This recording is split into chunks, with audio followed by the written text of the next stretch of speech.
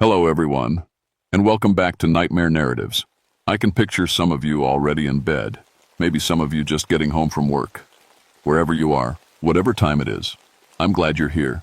If this helps you relax or sleep, please like and subscribe. It means a lot. Now let's get you comfortable, and I'll tell you tonight's story.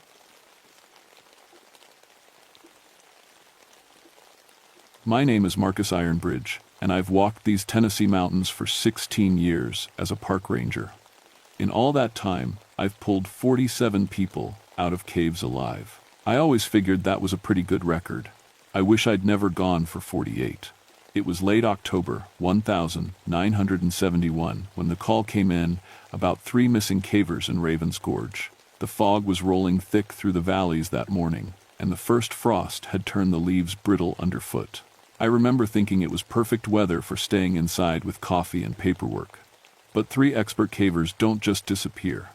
Sarah Chen, Mike Rodriguez, and Tommy Walsh had been exploring the deep limestone system for 2 days. They were supposed to check in every 12 hours. That was 72 hours ago. I grew up in these mountains, third-generation Appalachian. My granddad used to tell stories about the old Cherokee bone singers who lived in the caves before the white settlers came. Said they could make music with human bones that would call spirits from the earth. I never believed any of that nonsense. My brother Danny used to laugh at those stories too, before he died in a cave-in when I was 20. That's why I became a ranger. That's why I spent 16 years learning every inch of these underground systems. I figured if I knew the caves well enough, I could keep other families from losing what I lost. The Cherokee National Forest stretches for miles, but Raven's Gorge is special. The limestone there goes down over 800 feet, with passages that twist and turn like a maze. Some of the chambers are big enough to hold a church. Others are so narrow you have to crawl on your belly for hundreds of yards. The missing cavers had permits for the deep system. These weren't weekend warriors with cheap flashlights. Sarah was a geology professor from the university. Mike had been caving for 20 years. Tommy knew these particular caves better than almost anyone except me. So, when my radio crackled to life at 6 a.m. with news they were missing, I knew something was seriously wrong. "Marcus, we need you at Raven's Gorge," said Patricia Hawkins, my partner for the last 8 years. "The rescue team's already on site, but they want you to lead the search." I pulled on my gear and drove the 35 miles of winding mountain roads to the gorge. The deeper you go into these mountains, the more the modern world falls away. Cell phone towers can't reach past the ridgelines. Radio signals bounce weird off the rock faces. When something goes wrong out here, you're truly on your own. The rescue team was waiting at the main cave entrance when I arrived. 6 volunteers, all experienced cavers, plus Patricia. They'd already been down once, but hadn't found any sign of the missing group past the first big chamber. "Their gear is still at base camp," Patricia told me, pointing to 3 sleeping bags and cooking supplies set up near the cave mouth. "But all their cave equipment is gone. Ropes, lights, everything." I checked my own equipment one more time. Petzl headlamp with fresh batteries, 11mm dynamic rope, Suunto compass, VHF radio. The radio probably wouldn't work once we got deep, but procedure was procedure. "Okay," I said to the team. "We go in pairs. 15-minute radio checks. Nobody goes off alone. Patricia, you're with me. We'll take the main passage down to the bone chamber." That's what the locals called the deepest part of the system. Supposedly, it was where the Cherokee used to hold their ceremonies. I'd been down there dozens of times over the years. It was just a big round room with some old rock formations that looked kind of like human bones if you squinted and used your imagination. As we geared up, I noticed the cave mouth seemed unusually quiet. Normally, you could hear water dripping, or bats moving around, or just the general sounds of a living cave system. Today, there was nothing. The kind of quiet that presses against your eardrums like water. "You notice how still everything is?" Patricia asked, adjusting her headlamp. "Yeah," I said, "probably just the weather. Cold front sometimes affects cave acoustics." But even as I said it, I didn't quite believe it. In 16 years of cave rescue work, I'd developed pretty good instincts about when something felt wrong. And this felt very wrong.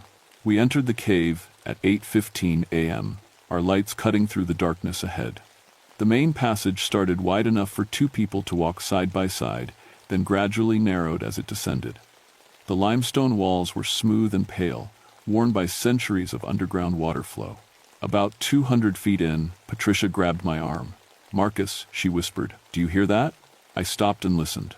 At first, there was nothing. Then, very faintly, I heard it too.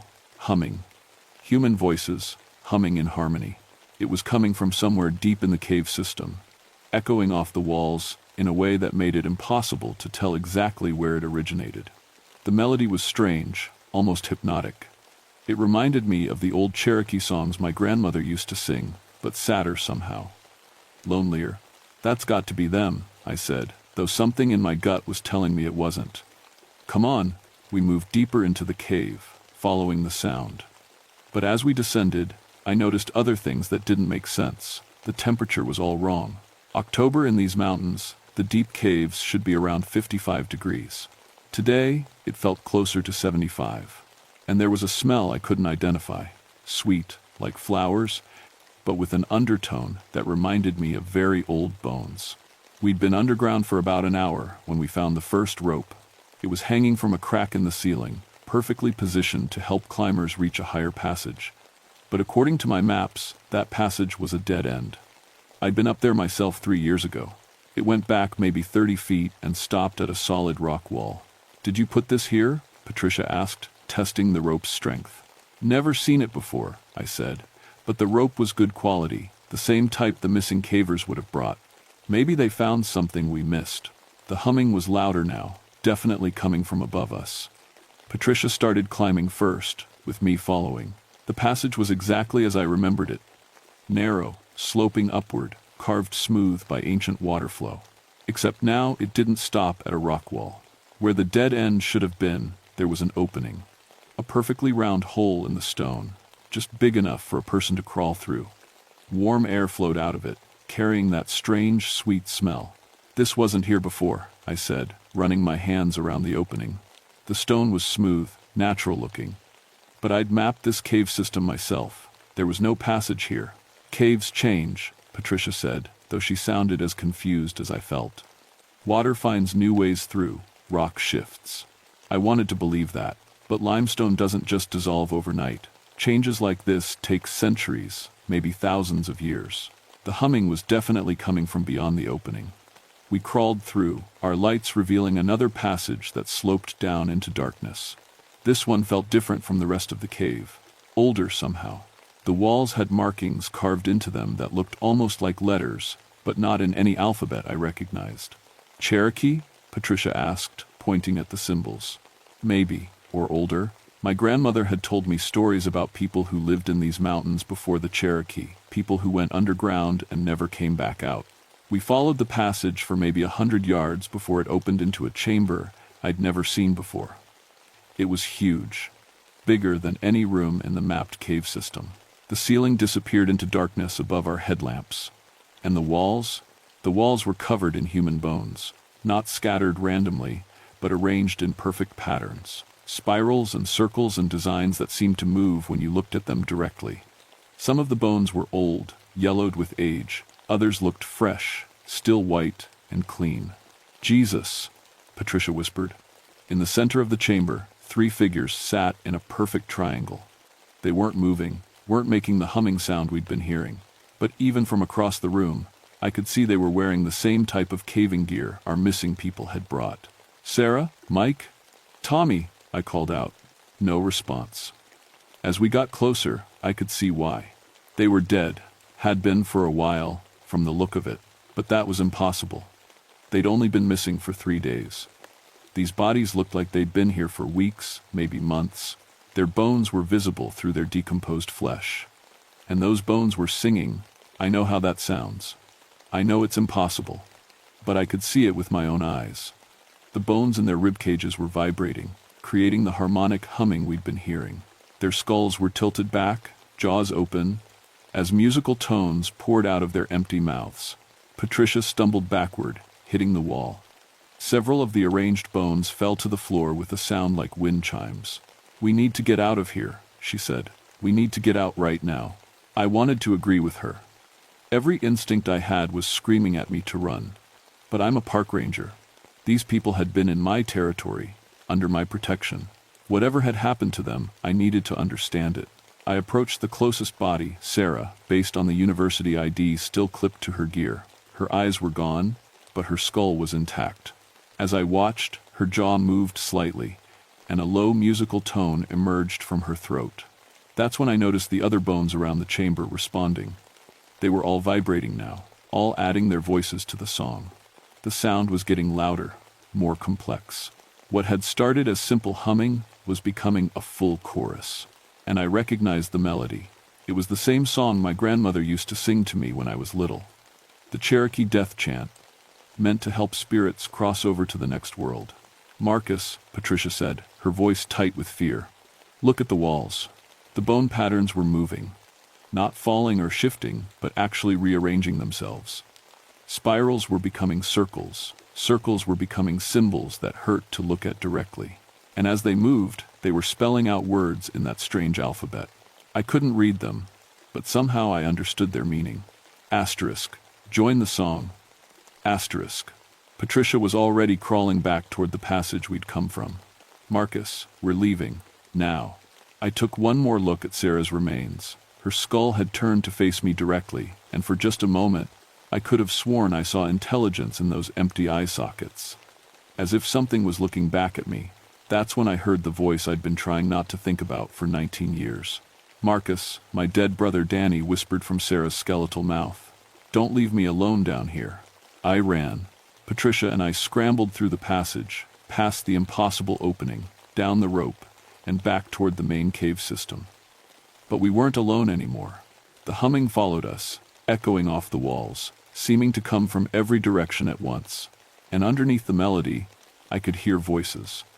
Human voices, singing words in Cherokee that my grandmother had taught me long ago. Songs about the bone singers who lived beneath the earth. Songs about joining the eternal chorus of the dead. We made it back to the main passage, but our radio check with the surface team got no response. Just static, mixed with what sounded like very faint singing. "The others," Patricia panted. "We need to find the rest of the rescue team." But as we moved through the cave system, calling their names, we found only their equipment. Headlamps sitting on rocks, still turned on but with no one wearing them. Ropes tied in perfect knots around formations that would serve no climbing purpose. And everywhere, scratched into the cave walls and fresh marks, were those same symbols we'd seen in the bone chamber. Join the song. The humming was getting louder. We found the first rescue team member in the passage that led to what cavers called the cathedral. A massive chamber with formations that looked like church pillars. His name was Jeff Morrison, a volunteer firefighter who'd been caving for 15 years. He was sitting cross-legged in the center of the passage, perfectly still, his headlamp casting a circle of light on the floor in front of him. From behind, he looked like he was just resting, maybe taking a water break. From the front, you could see that his chest cavity was open and empty. His ribs were gone, not broken or torn out, but cleanly removed, as if by a surgeon. The bones that should have been protecting his heart and lungs were arranged in a perfect spiral pattern around his body. And they were singing.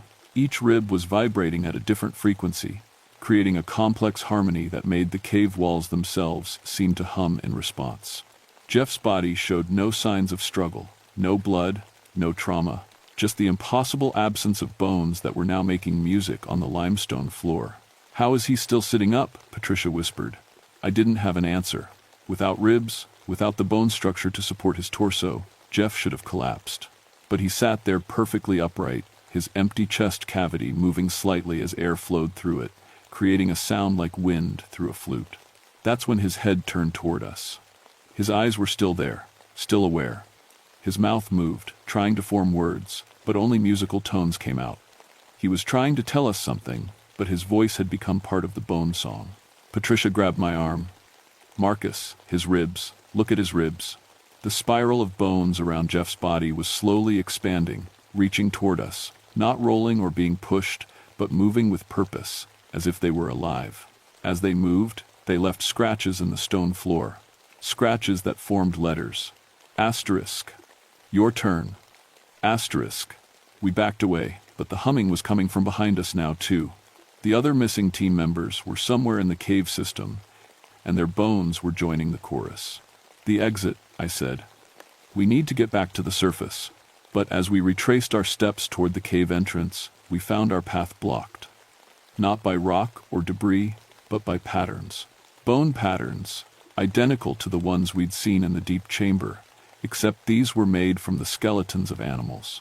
Deer, bears, smaller creatures I couldn't identify.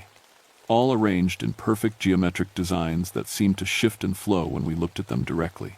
And all of them singing. The cave system itself was changing.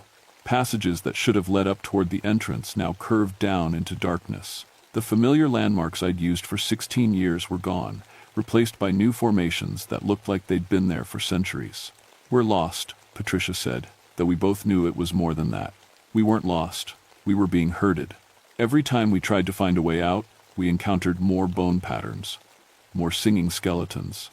The melody was getting more complex, more beautiful, and more terrible. It was starting to get inside my head, making it hard to think clearly. I could hear my brother Danny's voice more clearly now, not just in the skeletal remains, but echoing through the cave system itself. "Remember the song Grandmother taught us?" he was saying, "about the bone singers who collect musicians for their eternal orchestra? You always said it was just a story." "Danny's dead," I told Patricia. "My brother died 19 years ago." "I know," she said, but she was looking at me strangely, and I realized I'd been talking to empty air. That's when we found the rest of our rescue team.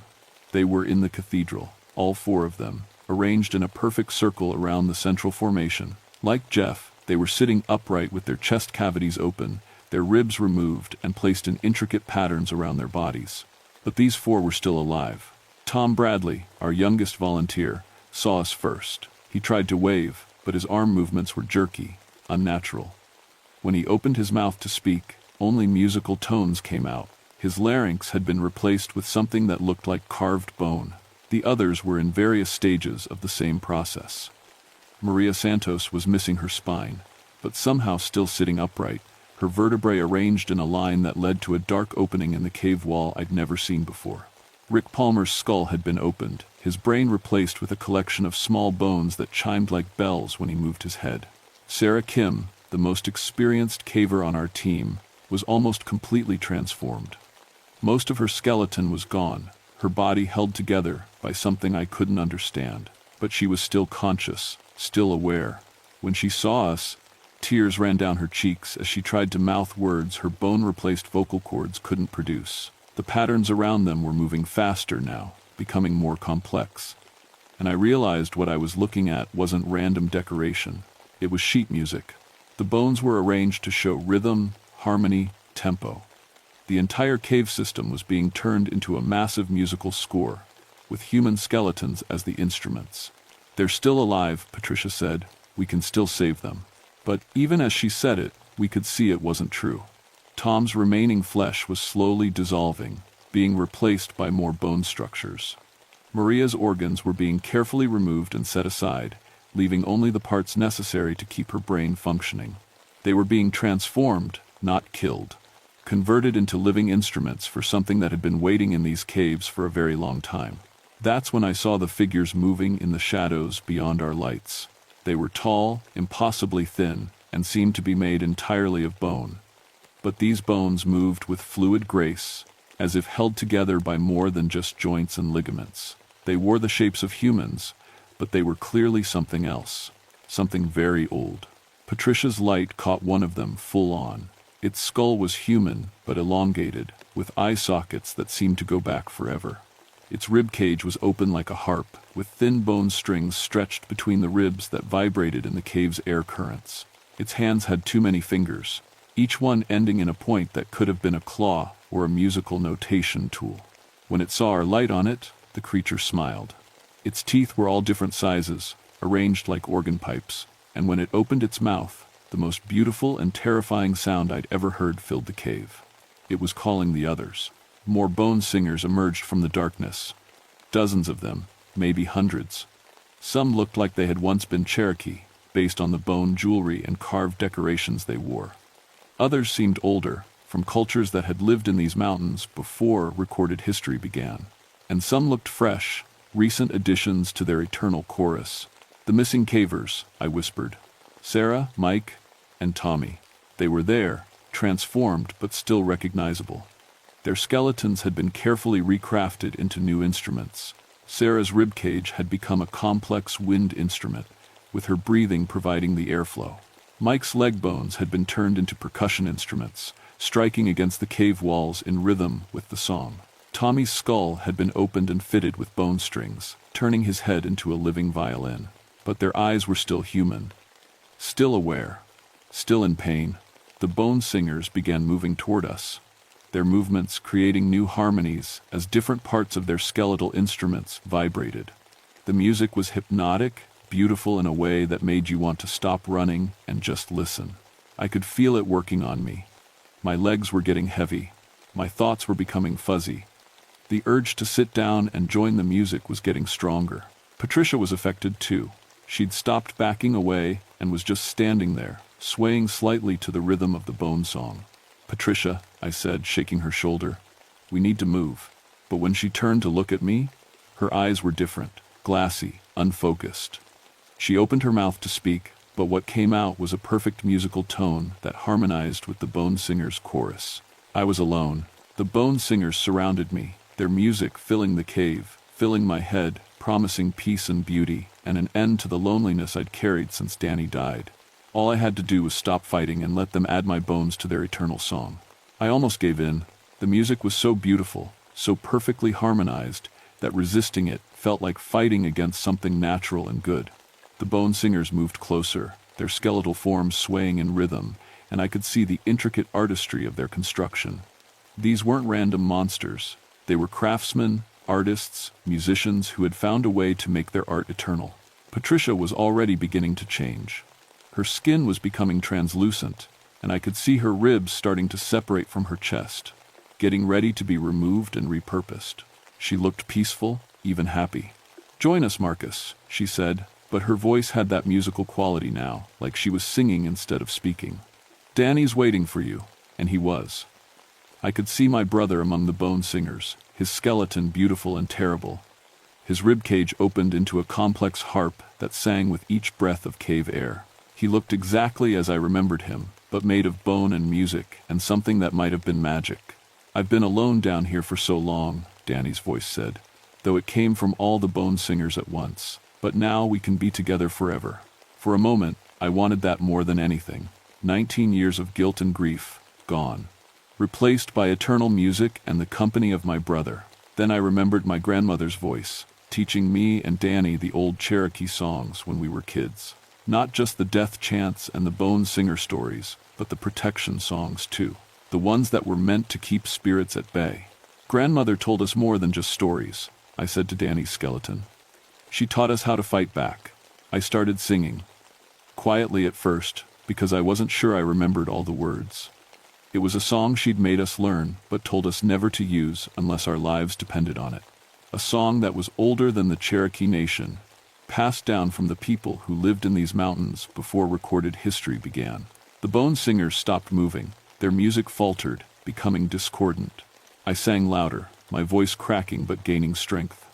The Cherokee words came back to me, along with their meaning. It was a song about iron, about the metal that spirits couldn't touch, about staying in the world of the living instead of joining the world of the dead. The bone singers began backing away, their forms becoming less solid, more like wisps of bone-colored smoke. But Danny's skeleton moved forward instead of back. "You can't leave me alone again," he said, and I could hear the desperate loneliness in his voice. "I've been waiting so long for someone to join the song." "I never left you," I said, tears running down my face as I continued singing the protection chant. "I became a ranger because of you. I learned these caves to honor you, but I can't become bones and music. I have to stay alive." The Iron Ranger badge on my chest was getting warm, almost hot. My grandmother had told me that iron disrupted spirit magic, but I'd never really believed her. I pulled the badge off and held it toward Danny's skeleton.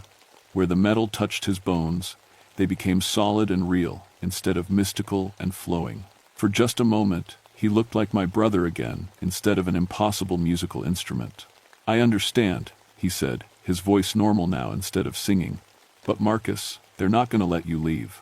The other bone singers had recovered from my protection song. They were moving again, closing in from all directions. Their music was angry now, discordant and threatening instead of beautiful and hypnotic. Patricia was almost completely transformed, her skeleton beginning to separate from her flesh.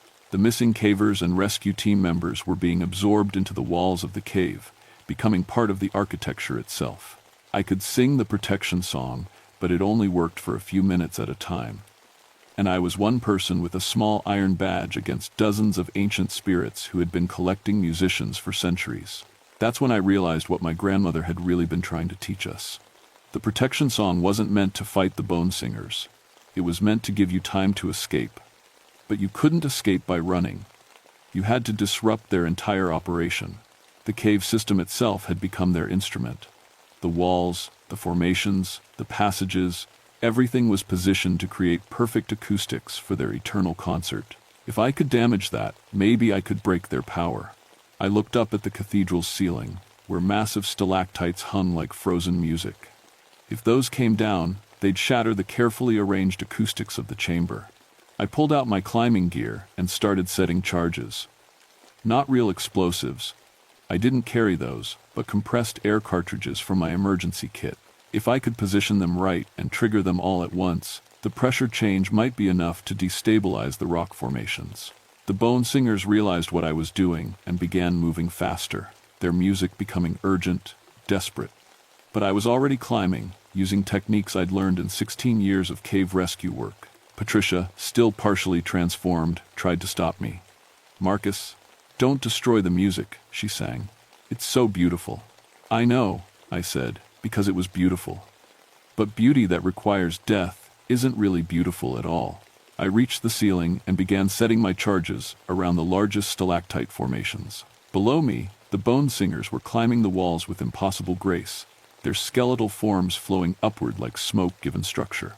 Danny's voice called to me one last time, "If you destroy this place, I'll be alone forever." "No," I said, activating the first charge. "You'll be free to move on." The compressed air exploded outward, sending shockwaves through the limestone. Cracks appeared in the ceiling, spreading like spiderwebs. The perfect acoustics that had taken centuries to develop began to collapse. The bone singers' music became chaotic, losing its harmony as the cave's resonance changed.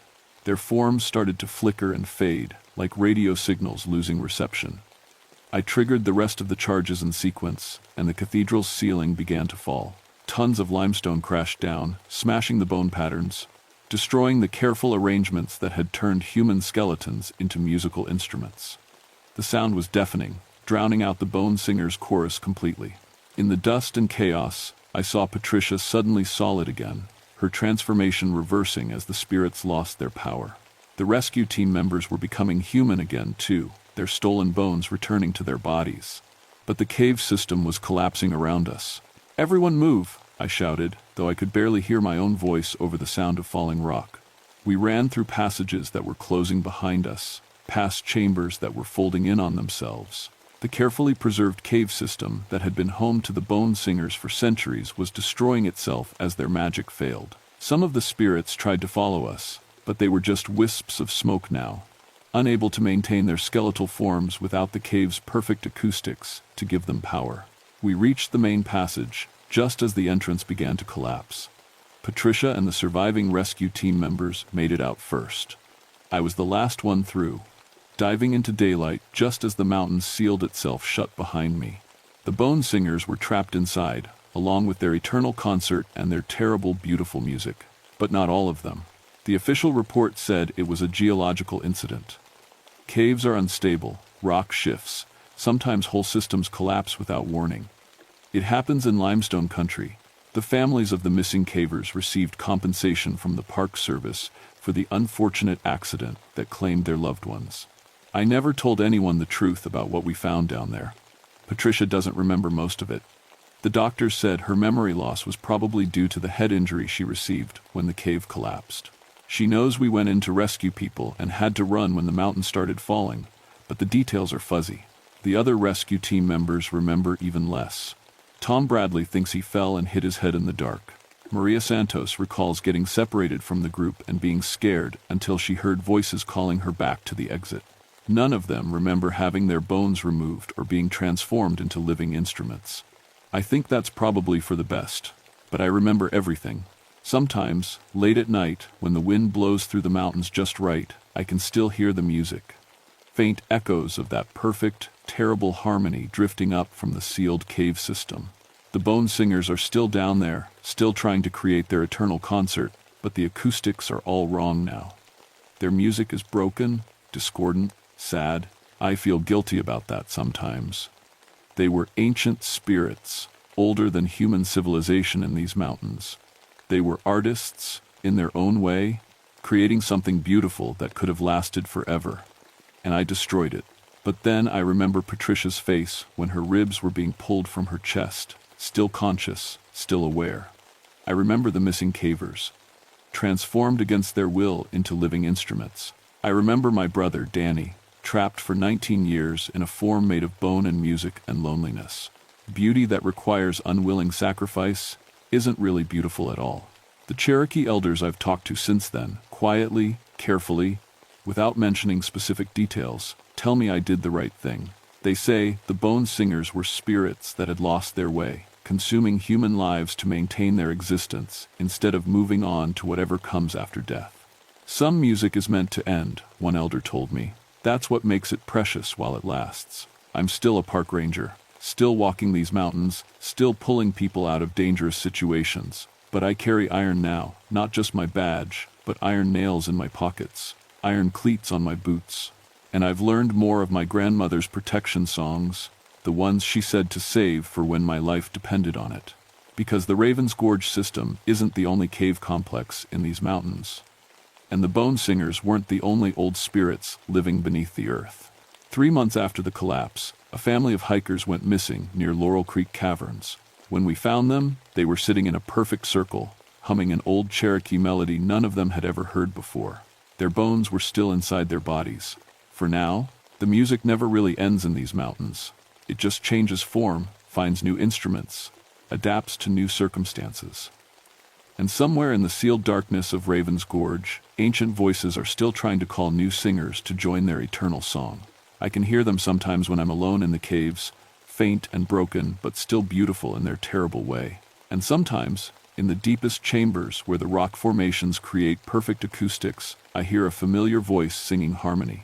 "Thanks for setting me free, Marcus," Danny whispers in the darkness. "But I'll always be here if you need me." The bone singers of Raven's Gorge are contained now, their power broken, their victims freed. But they're not gone. They're just waiting, learning, adapting. And every time someone goes missing in the deep caves of Cherokee National Forest, I wonder if they've found a way to start their concert all over again. 2. The Mist Walkers of Whisper Mountain.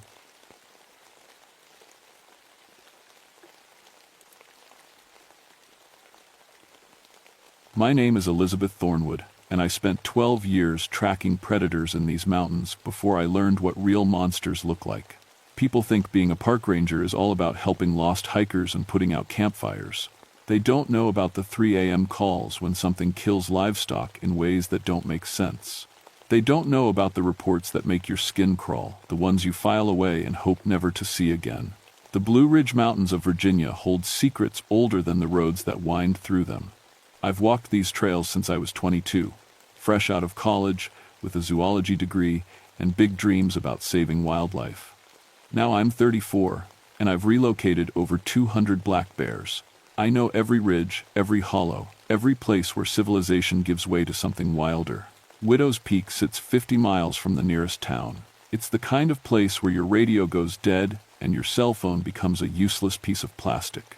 The old logging camp up there has been empty since the 1920 seconds, when the company just packed up and left. Local folks say the workers disappeared one winter, but that's just mountain talk. People love their ghost stories around here. The Melungeon families who lived in these mountains before anyone else had different stories. They talked about things that wore faces that weren't their own. Shapeshifters, skinwalkers, whatever you want to call them. I always figured it was just old superstition mixed with too much moonshine. That changed on January 15th, 1984. The call came in just after dawn. 3 hikers had made it down from Widow's Peak in the middle of the night, half frozen and talking crazy. They said they'd seen bears walking on 2 legs, wearing human faces. The dispatcher sounded tired when she called me. "Liz, we got another weird one. Probably just spooked city folks, but you better check it out." I loaded my gear into the truck tranquilizer gun loaded with Telazol, GPS tracking equipment, my .300 Winchester Magnum for emergencies. The weather report called for a blizzard moving in from the west. I had maybe 6 hours before the roads became impossible. The drive up to Widow's Peak takes 2 hours on a good day. The road twists through forests so thick you can't see the sky. Every mile takes you further from cell towers and closer to the kind of quiet that makes city people nervous. I'd made this trip dozens of times, but something felt different that morning. The trees were too still. No birds, no squirrels, none of the usual mountain sounds. Even the wind seemed to hold its breath. I found the hikers' campsite 3 miles up the trail. Their tent was still there, abandoned with all their gear inside.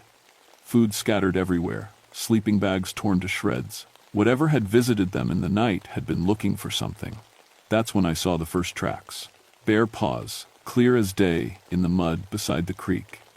But 50 feet later, they changed. The paw prints became human footprints, like someone had stepped out of bare feet and walked away on 2 legs. I'd never seen anything like it in 12 years of tracking. I took photos, measured the prints, tried to think of logical explanations. Maybe 2 different animals had passed through. Maybe the mud was playing tricks with my eyes. Maybe the hikers had been running around in their bare feet during whatever had scared them. But deep down, I knew I was looking at something impossible. The temperature was dropping fast. Snow started falling in thick, wet flakes that stuck to everything. I had to make a choice: head back to town before the storm hit, or follow the trail and see where it led. I followed the trail. The tracks led me up through the old logging area, past rusted equipment and collapsed buildings. The higher I climbed, the quieter it became. Even the snow seemed to fall without sound. I'd been hiking for an hour when I found the first skin. It was hanging from a tree branch like a shirt left out to dry.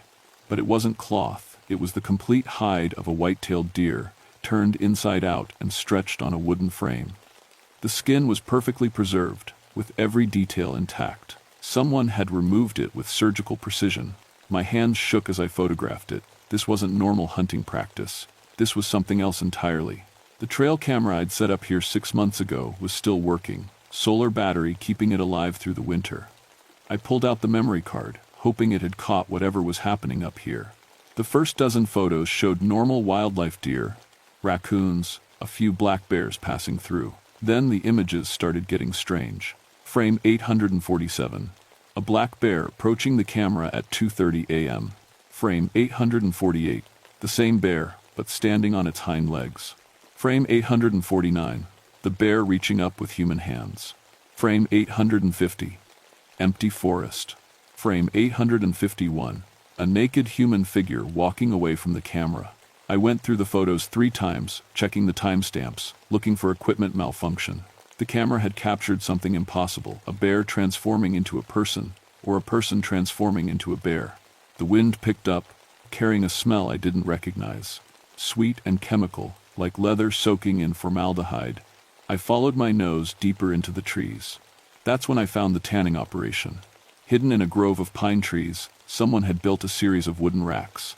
Dozens of skins hung from them: deer, bear, fox, and others I couldn't identify in the growing darkness. They were all preserved with the same careful technique, stretched and treated until they looked almost alive. But some of the skins weren't from animals. I found 3 human hides hanging next to a black bear pelt. The skin was hairless and pale, stretched and preserved just like the animal skins. Hands, feet, even the face, everything intact and carefully prepared. My training kicked in. I documented everything with photos, took GPS coordinates, tried to think like a professional instead of a terrified human being. But my hands wouldn't stop shaking. The snow was coming down harder now. I needed to call this in, get a search and rescue team up here, contact the state police. But my radio was nothing but static, and my cell phone showed no signal. I was completely alone.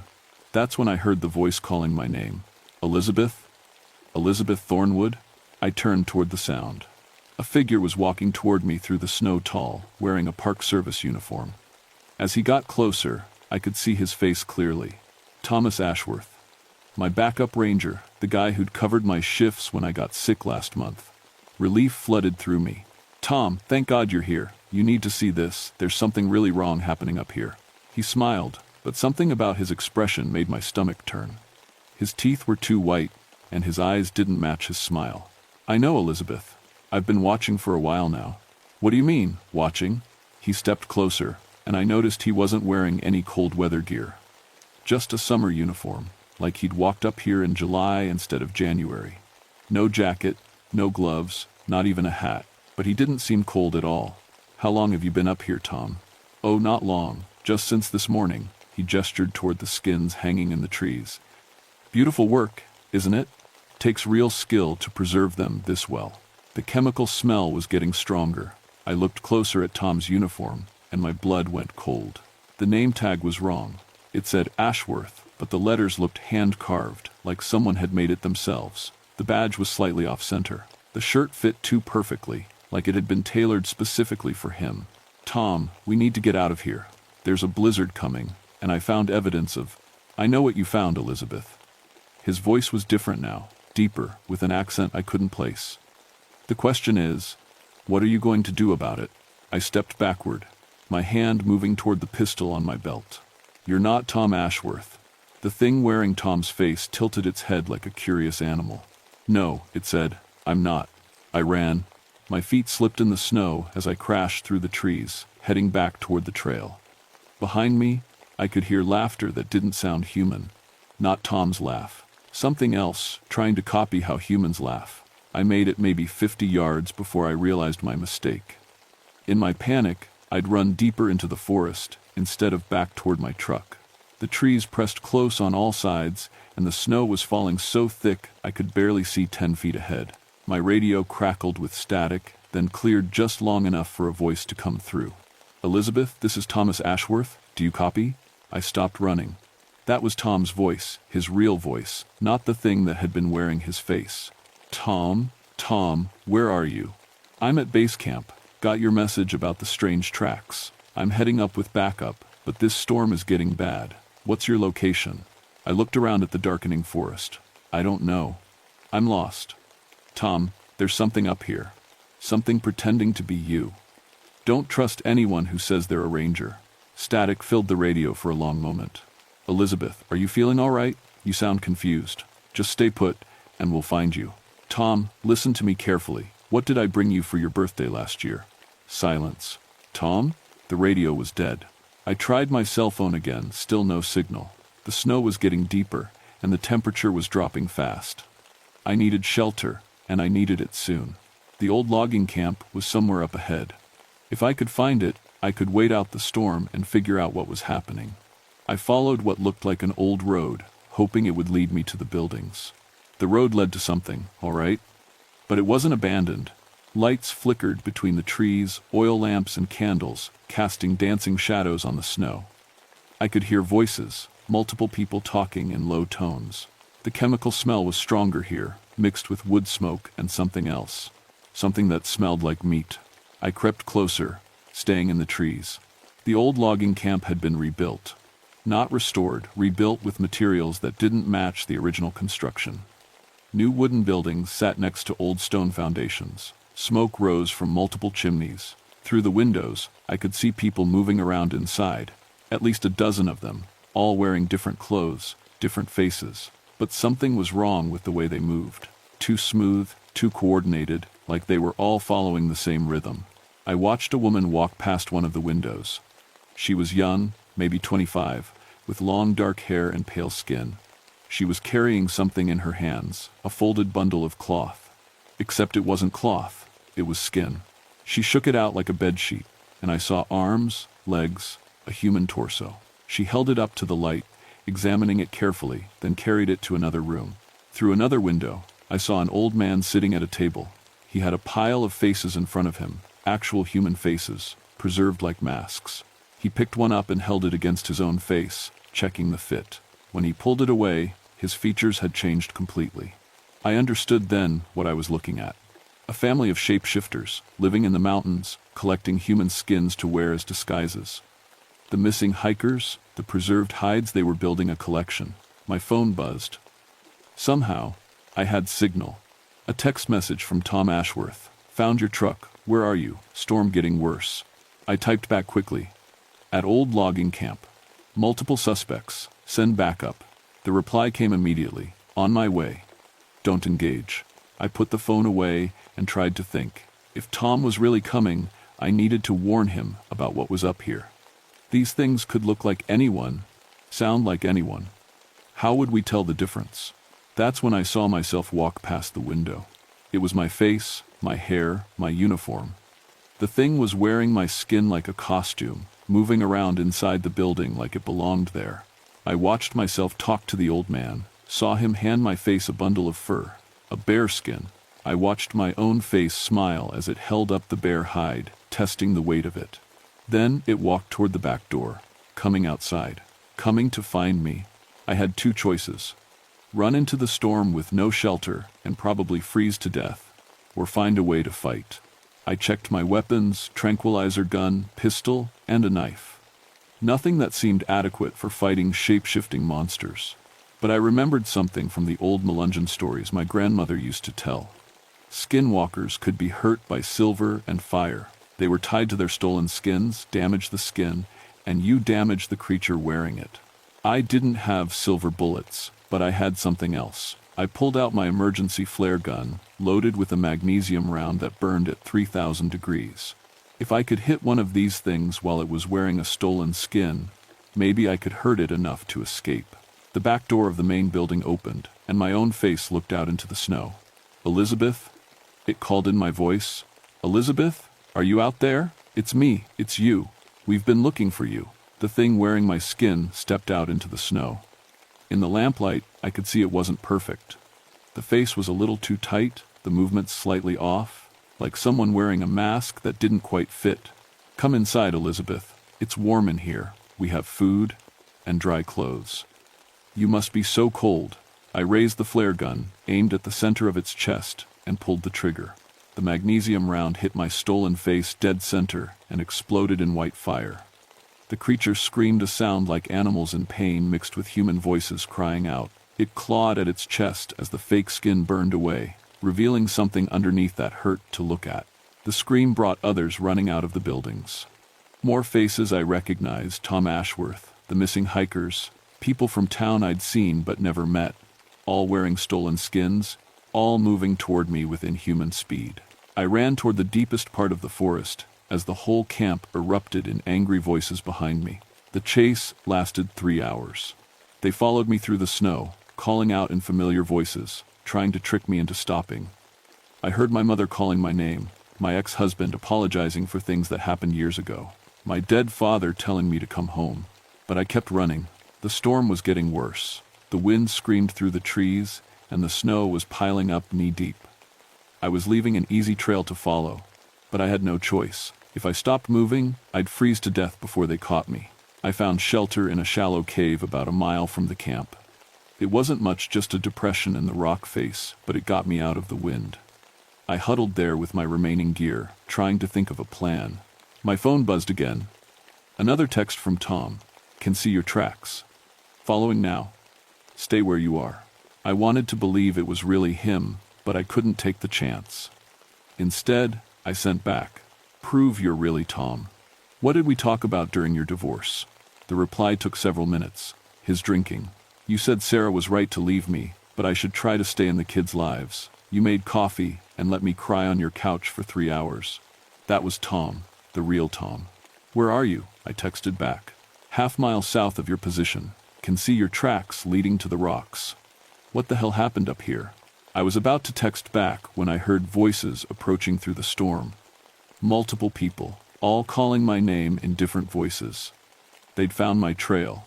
I checked my weapons, 1 round left in the flare gun, 6 bullets in my pistol, the tranquilizer gun with 2 darts. Not enough for a whole family of monsters. The voices were getting closer. I could make out individual words now. Elizabeth, where are you? We just want to talk. Come out, wherever you are. That last voice was wrong, too playful, like a child's game instead of an adult conversation. These things didn't really understand human behavior, they just copied what they observed. I saw lights bobbing through the trees. Oil lamps, not flashlights. They were hunting the old way, like they'd been doing for generations. Elizabeth, this voice was different. Urgent, worried, human. Tom's voice, coming from a different direction. Tom?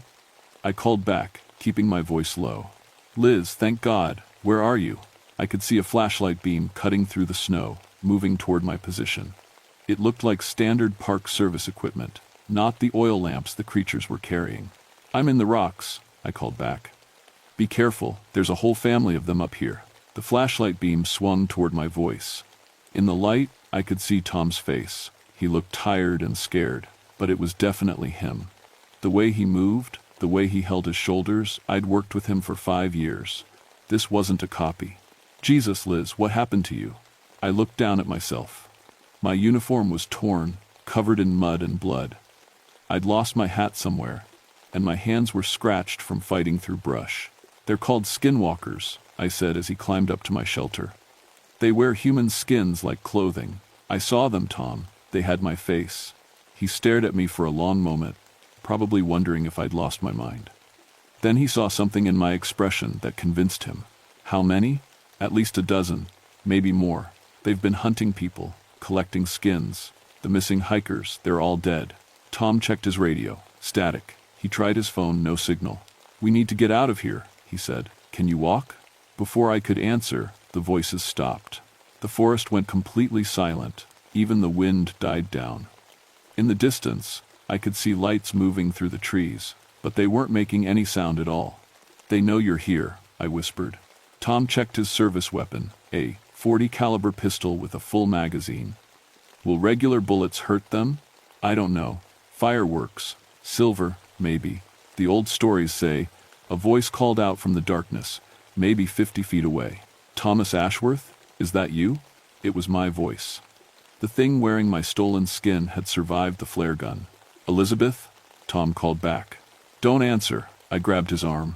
It's not me. Of course it's you, my own voice replied. Tom, she's confused. The cold is making her think strange things. I'm right here. Through the snow, I could see a figure approaching. It looked exactly like me. Same height, same build, same uniform. If I didn't know better, I would have believed it was me. Elizabeth, come out of there, the fake me said. You're scaring Tom. Tom raised his pistol, pointing it toward the approaching figure. His hands were shaking. How do I know which one is real? The fake me smiled. Ask us something only the real Elizabeth would know. I thought fast. Tom, what happened the night we found that injured bear cub last spring? You insisted on staying up all night to bottle feed it, he said. Sarah called the next morning wondering why I didn't come home. Wrong, said the fake me. We took it to the wildlife center in Waynesboro. Tom went home to his family like he was supposed to. Tom's gun wavered between us. The fake version of me was lying, but it sounded confident. In the stress of the moment, he might not remember clearly. Tom, I said quietly, look at its feet. He glanced down. The fake Elizabeth was standing in the snow wearing summer boots, the same uniform boots I'd had on when these things first saw me.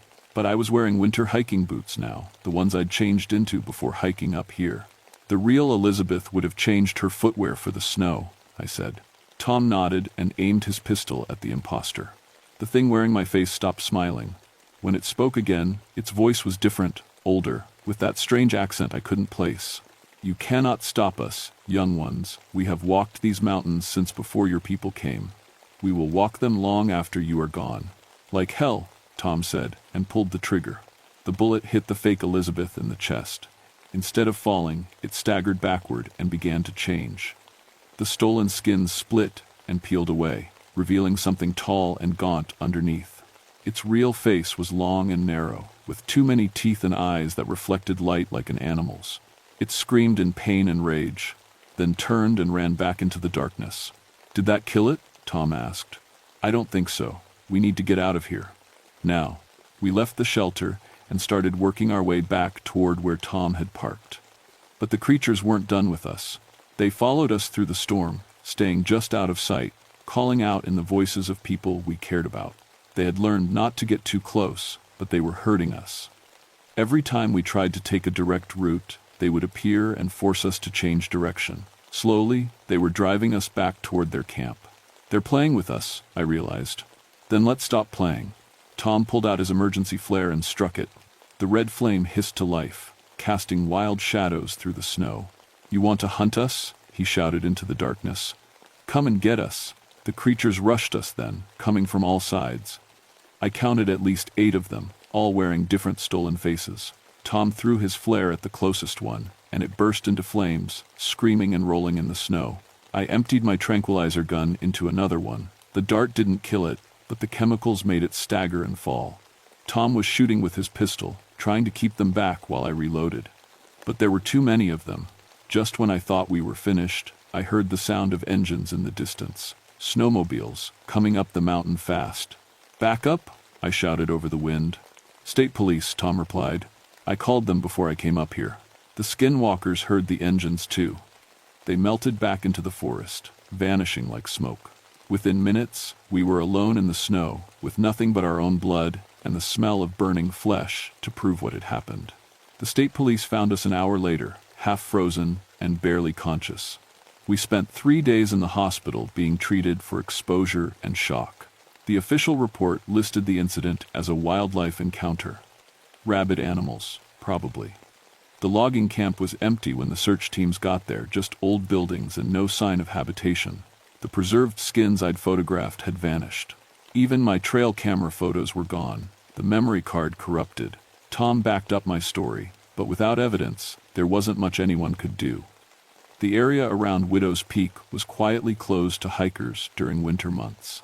Safety concerns due to extreme weather conditions. I went back to work after a month of mandatory leave.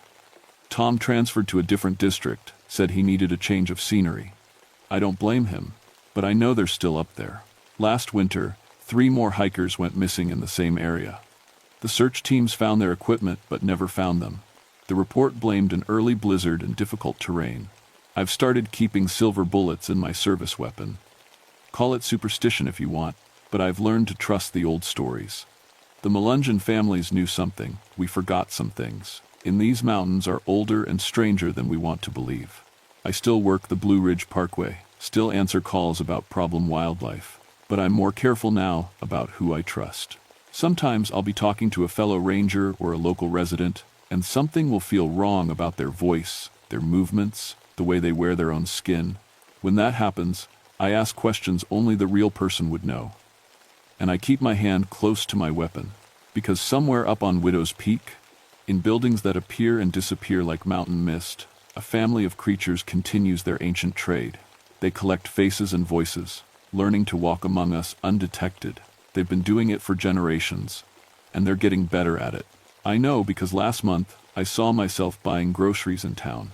Same face, same voice, same mannerisms. The clerk didn't notice anything strange, rang up the purchase with a smile, and wished me a good day. But I was at home that day, 50 miles away, filing reports. They're not just hiding in the mountains anymore. They're walking among us, wearing our faces, living our lives. The skin trade is expanding, and I don't know how to stop it. I just know that sometimes, late at night, I get text messages from Tom Ashworth. He asks how I'm doing, if I remember what happened up there, if I ever think about going back. But Tom Ashworth moved to Oregon 6 months ago and changed his phone number. Whoever is texting me, they want me to know they're still watching, still learning, still collecting. And someday soon, they'll have enough faces to walk freely in our world, perfect copies of people we trust. By then, it will be too late to tell the difference between the hunters and the hunted. The skin trade of Widow's Peak continues, and business is good.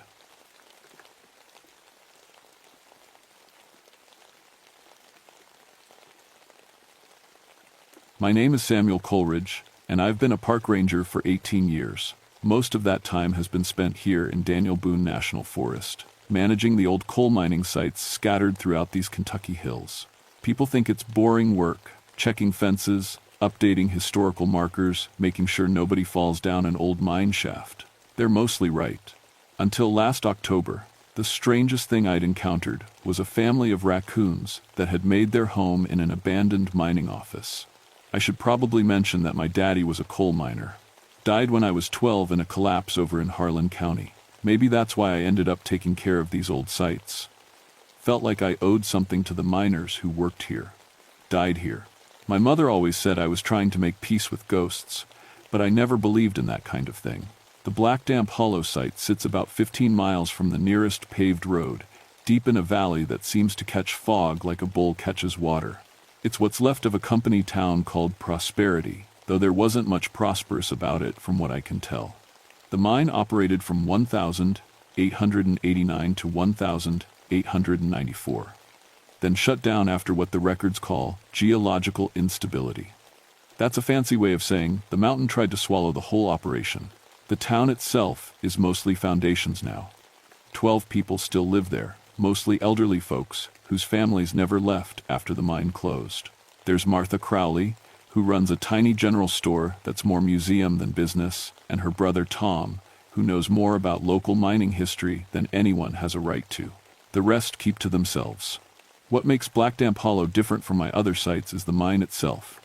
Most old coal mines around here are sealed with concrete or steel barriers.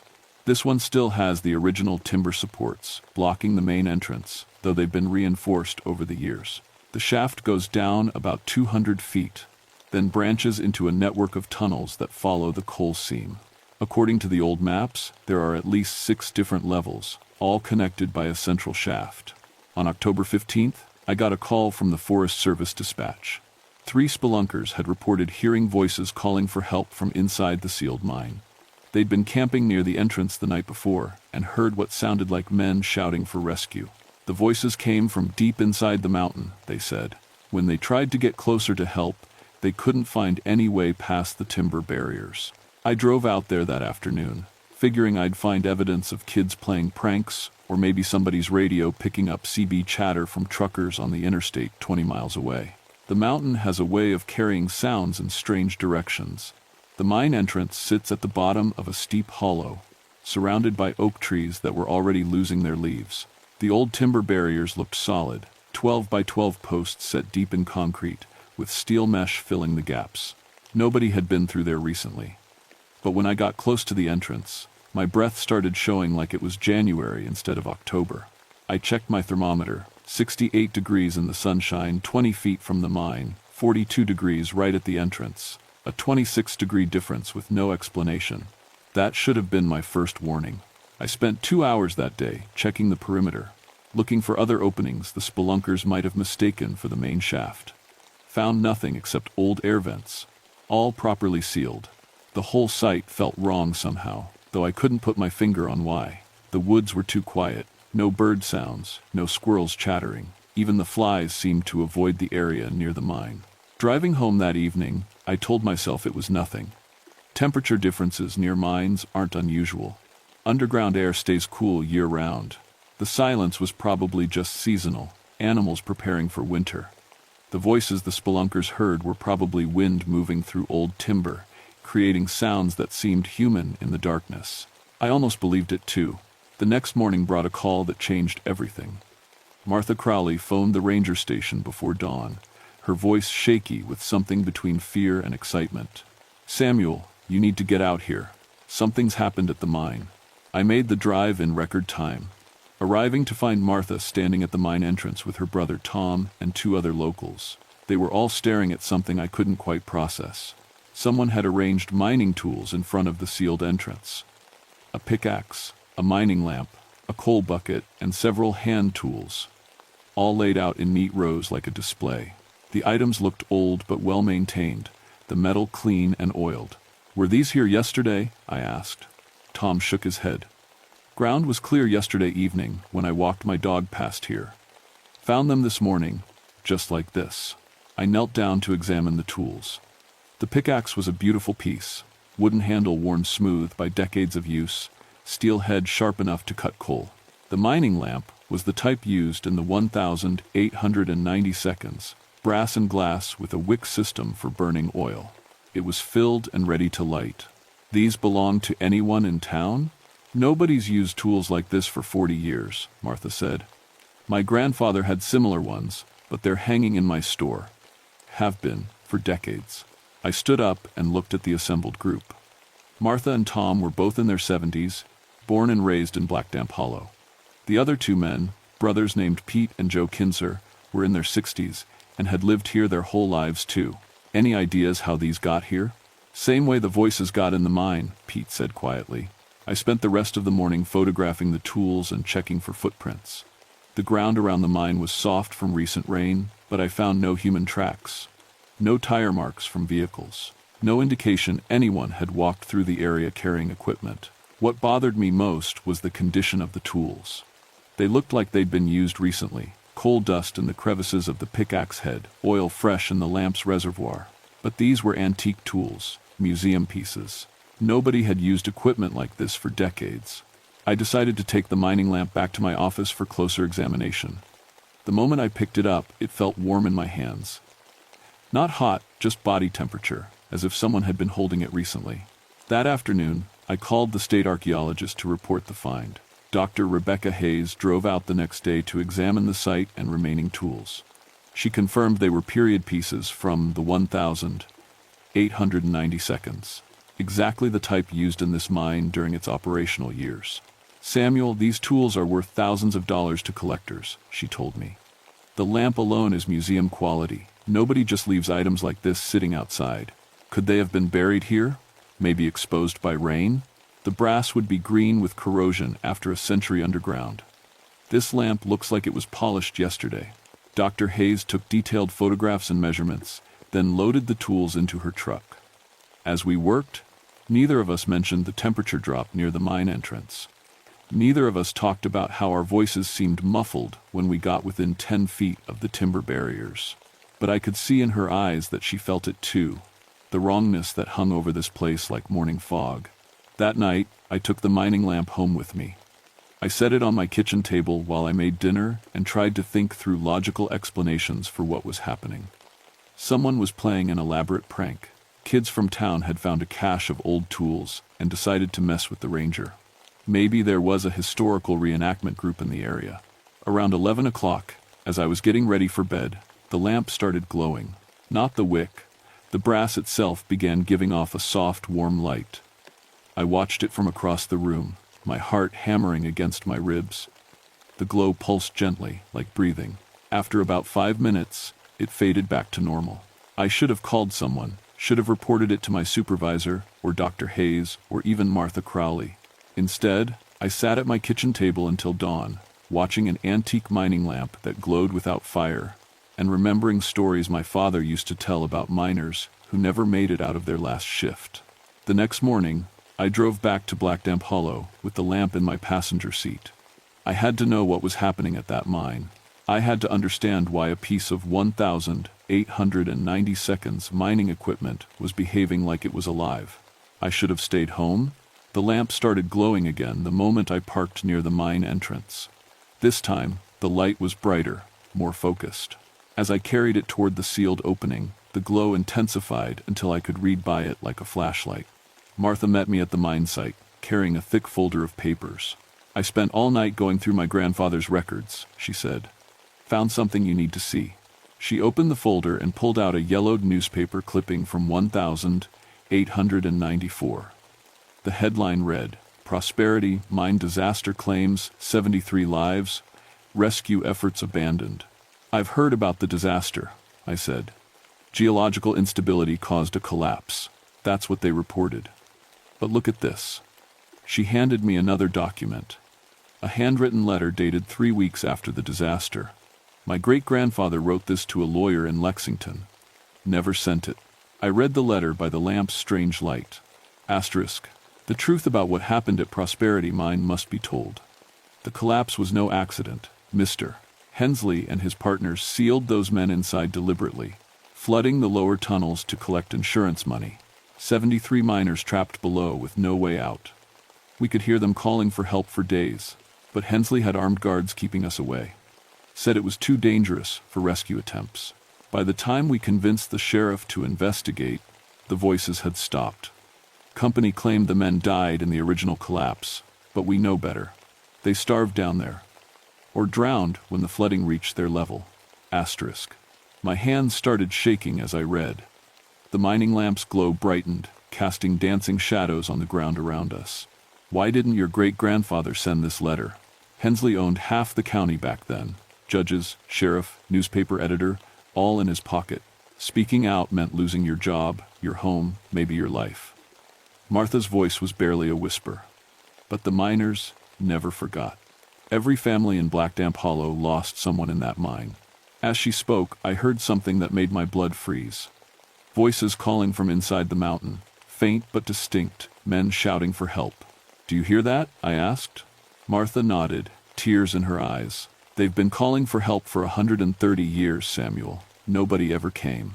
The voices grew louder. I could make out individual words now. "Help us. We're trapped. Someone get us out of here." They came from deep inside the mine, echoing up through 200 feet of rock and timber. I pulled out my radio and called Forest Service dispatch, asking for an emergency rescue team. Even as I made the call, I knew how crazy it sounded. Requesting rescue for men who had died before my grandfather was born. While we waited for the rescue team, the voices continued.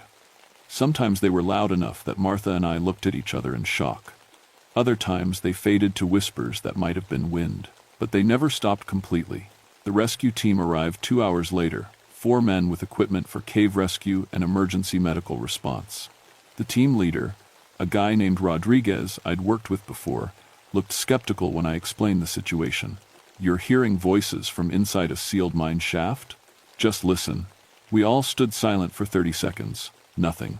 Rodriguez started setting up equipment to check air quality and structural integrity around the mine entrance. As his team worked, I noticed the temperature around the mine was dropping. My breath started showing again, and frost formed on the metal mesh covering the entrance.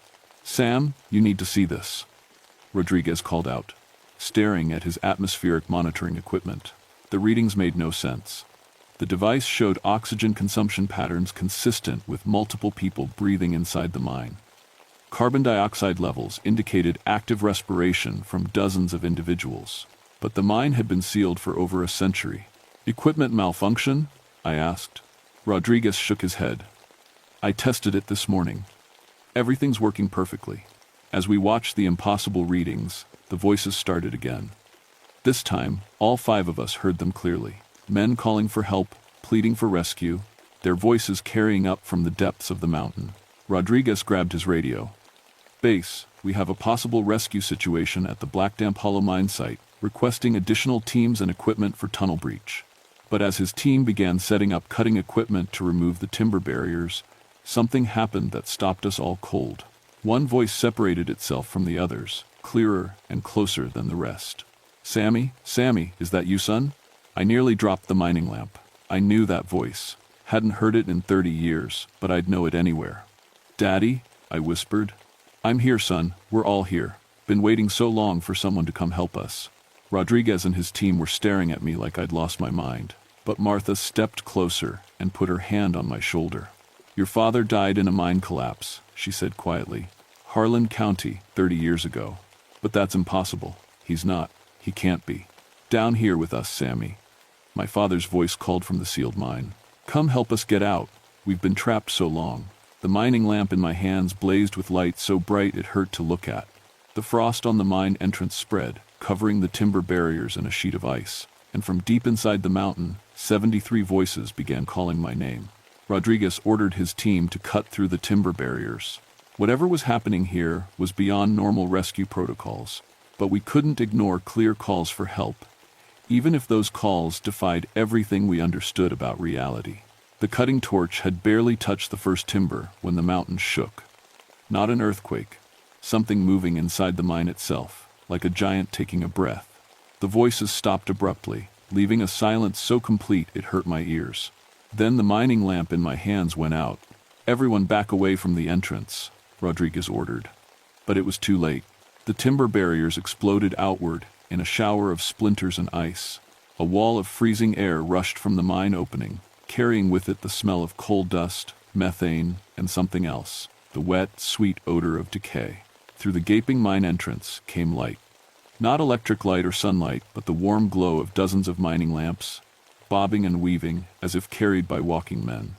The lamps moved in formation up the main shaft, getting closer with each passing second. "What the hell?" Rodriguez started to say, then stopped as the first miner emerged from the darkness. He was tall and thin, wearing overalls and a cloth cap, his face covered in coal dust. The mining lamp attached to his cap cast a circle of light around him as he stepped into the afternoon sun. Behind him came another miner, then another, until dozens of men were walking out of the sealed mine. They looked exactly like what they were, coal miners from 1894. Their clothes were period accurate, their tools and equipment perfectly preserved. They moved with the careful, economical motions of men who had spent their lives working in confined spaces underground. But they weren't solid. I could see through them like looking through heavy smoke. And when they spoke, their voices echoed from impossible distances. "Sammy," my father's voice called, though he wasn't among the miners I could see. "You came for us." The lead miner, a bearded man with kind eyes, approached me directly. When he spoke, his words seemed to come from the mine shaft behind him rather than his mouth. "Samuel Coleridge, son of James Coleridge, who died in the Harlan mine. How do you know my father? He's down there with us now, trapped like we've been trapped. All the miners who died in cave-ins, explosions, floods, were all connected, all waiting for someone to tell the truth." Martha stepped forward, her voice shaking. "What truth?" "The truth about what Hensley did. About how we really died." The ghostly miner gestured toward the mine entrance. "He didn't just seal us in for insurance money. He flooded the lower levels while we were still alive, then claimed we died in a collapse. 73 men drowned in the darkness, calling for help that never came. Rodriguez and his team had backed away to their trucks, watching the impossible scene unfold. I didn't blame them. I wanted to run too, but something kept me rooted in place. Maybe it was the mining lamp in my hands, now glowing again with soft light. Maybe it was the sound of my father's voice echoing from the depths.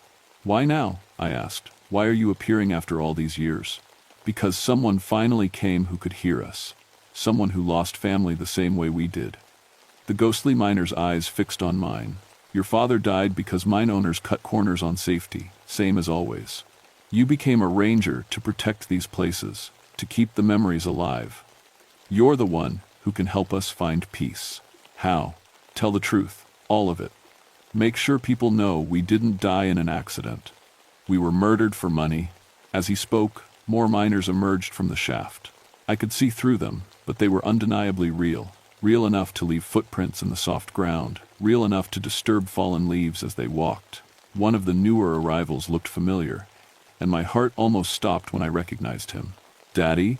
James Coleridge stepped forward, looking exactly as he had 30 years ago. Same weathered hands, same crooked smile, same coal dust that never quite washed off his skin. "Hello, son. You've grown up good." I reached toward him instinctively, but my hand passed through empty air. He was there, but not there. Real, but not real. "I don't understand. You died in Harlan County. Death doesn't change what we are, Sammy. Miners look out for each other, in life and after. These men have been trapped here for over a century. I came to help them find their way home." The ghostly miners began moving toward the town, their lamps creating a procession of lights through the trees. They walked slowly, deliberately, like men heading home after a long shift. "Where are they going?" "To show you where the evidence is buried," my father said.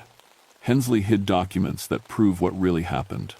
Letters, financial records, witness statements. If you can find them and make them public, we can finally rest." The procession stopped at the foundation of an old building near the center of town.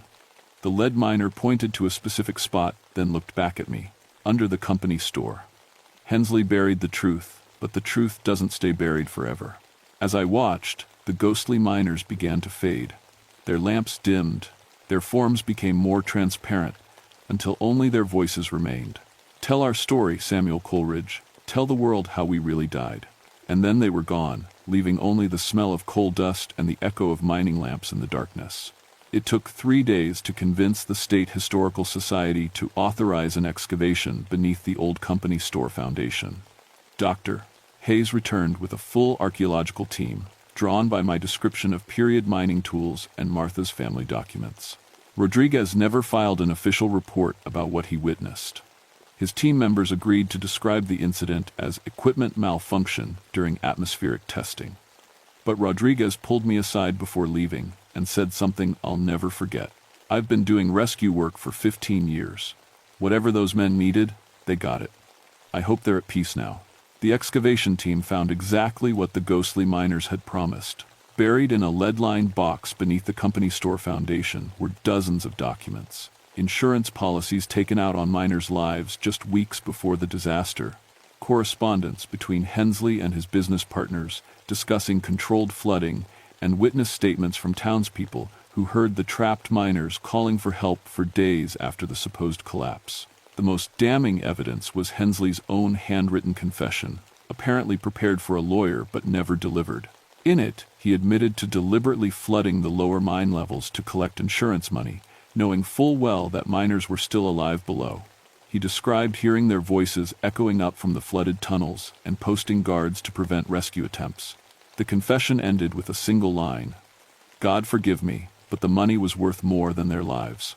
Dr. Hayes called it the most significant archaeological discovery in Kentucky mining history. The documents were donated to the state archives, and the story of the Black Damp Hollow massacre was finally told in full. A memorial was erected at the mine site, listing all 73 victims by name. Martha Crowley provided most of the names from her family's records, stories passed down through generations of survivors. I continued working as a ranger at Black Damp Hollow, but the place was different now. The oppressive silence was gone, replaced by normal forest sounds. The temperature around the mine entrance stabilized. Wildlife returned to the area around the memorial, and I never heard the voices again. But sometimes, when I'm doing maintenance work around the memorial, I find small things that shouldn't be there. A pickaxe left leaning against a tree. Coal dust scattered on the memorial stone in patterns that look like signatures. Fresh flowers that nobody in town will claim to have left. I think the miners are still here, but peacefully now. No longer trapped, no longer calling for help. Just watching over the place where they lived and died, making sure their story is never forgotten again. The mining lamp sits on my office desk now, no longer glowing with supernatural light.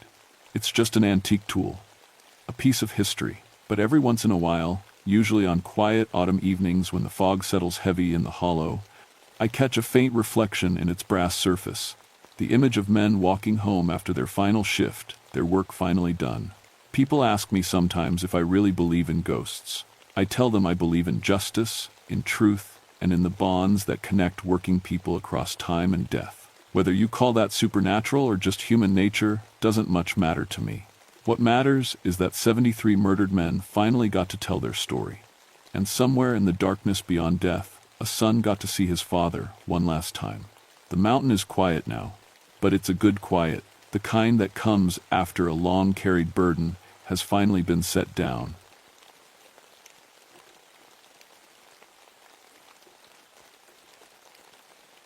My name is Rebecca Silverbrook, and I've been a park ranger in the Great Smoky Mountains for 14 years. In all that time, I've helped find 89 missing children. I know the mountains like my own backyard, and I know how to bring kids home safe. But what happened at Blind Creek in the summer of 1962 changed everything I thought I knew about these mountains. I used to be a social worker before I became a ranger. Saw too many kids hurt by the world, so I figured protecting them in the wilderness would be easier. The mountains don't lie or cheat or break promises. They just are what they are. Blind Creek sits in a deep valley, about 25 miles from any paved road. You can only get there on foot, following an old Cherokee trail that winds through pine forests, so thick the sun barely touches the ground. The creek got its name because it dead ends into a wall of limestone cliffs. Water just disappears into cracks in the rock. Local Cherokee folks have stories about that valley. They call it the home of the moon-eyed people, pale beings who lived underground before humans came to the mountains. Joseph Walking Stick, who helps us with cultural stuff, told me those stories were just old myths. Ways to explain things people didn't understand back then. I believed him. I should have listened closer. The trouble started on June 21st, the longest day of the year. 3 families were camping near the creek as part of our junior ranger program. Good families. The Hendersons from Nashville, the Pratts from Knoxville, and the Williamses from Chattanooga. They'd been coming to our programs for years. That morning was strange from the start. Usually the valley buzzes with life, birds singing, insects humming, squirrels chattering in the trees. But when I hiked down to check on the campsite, everything was dead quiet, not peaceful quiet. wrong quiet, like the whole valley was holding its breath. The air felt thick and hot, even though we were in deep shade. No breeze at all, which was weird for that elevation. My skin kept prickling like someone was watching me, but every time I turned around, nothing was there. The families seemed fine when I got to their camp. Kids were excited about the day's activities: Sea Creek exploration, rock hunting, learning to identify animal tracks. Normal stuff. But I noticed their parents looked tired, like they hadn't slept well. Strangest thing, Tom Henderson told me while his wife packed lunch. Kids kept talking in their sleep last night, all three of them. Couldn't make out the words, but it sounded like they were having the same conversation. I figured it was just excitement. Kids do weird stuff when they're camping.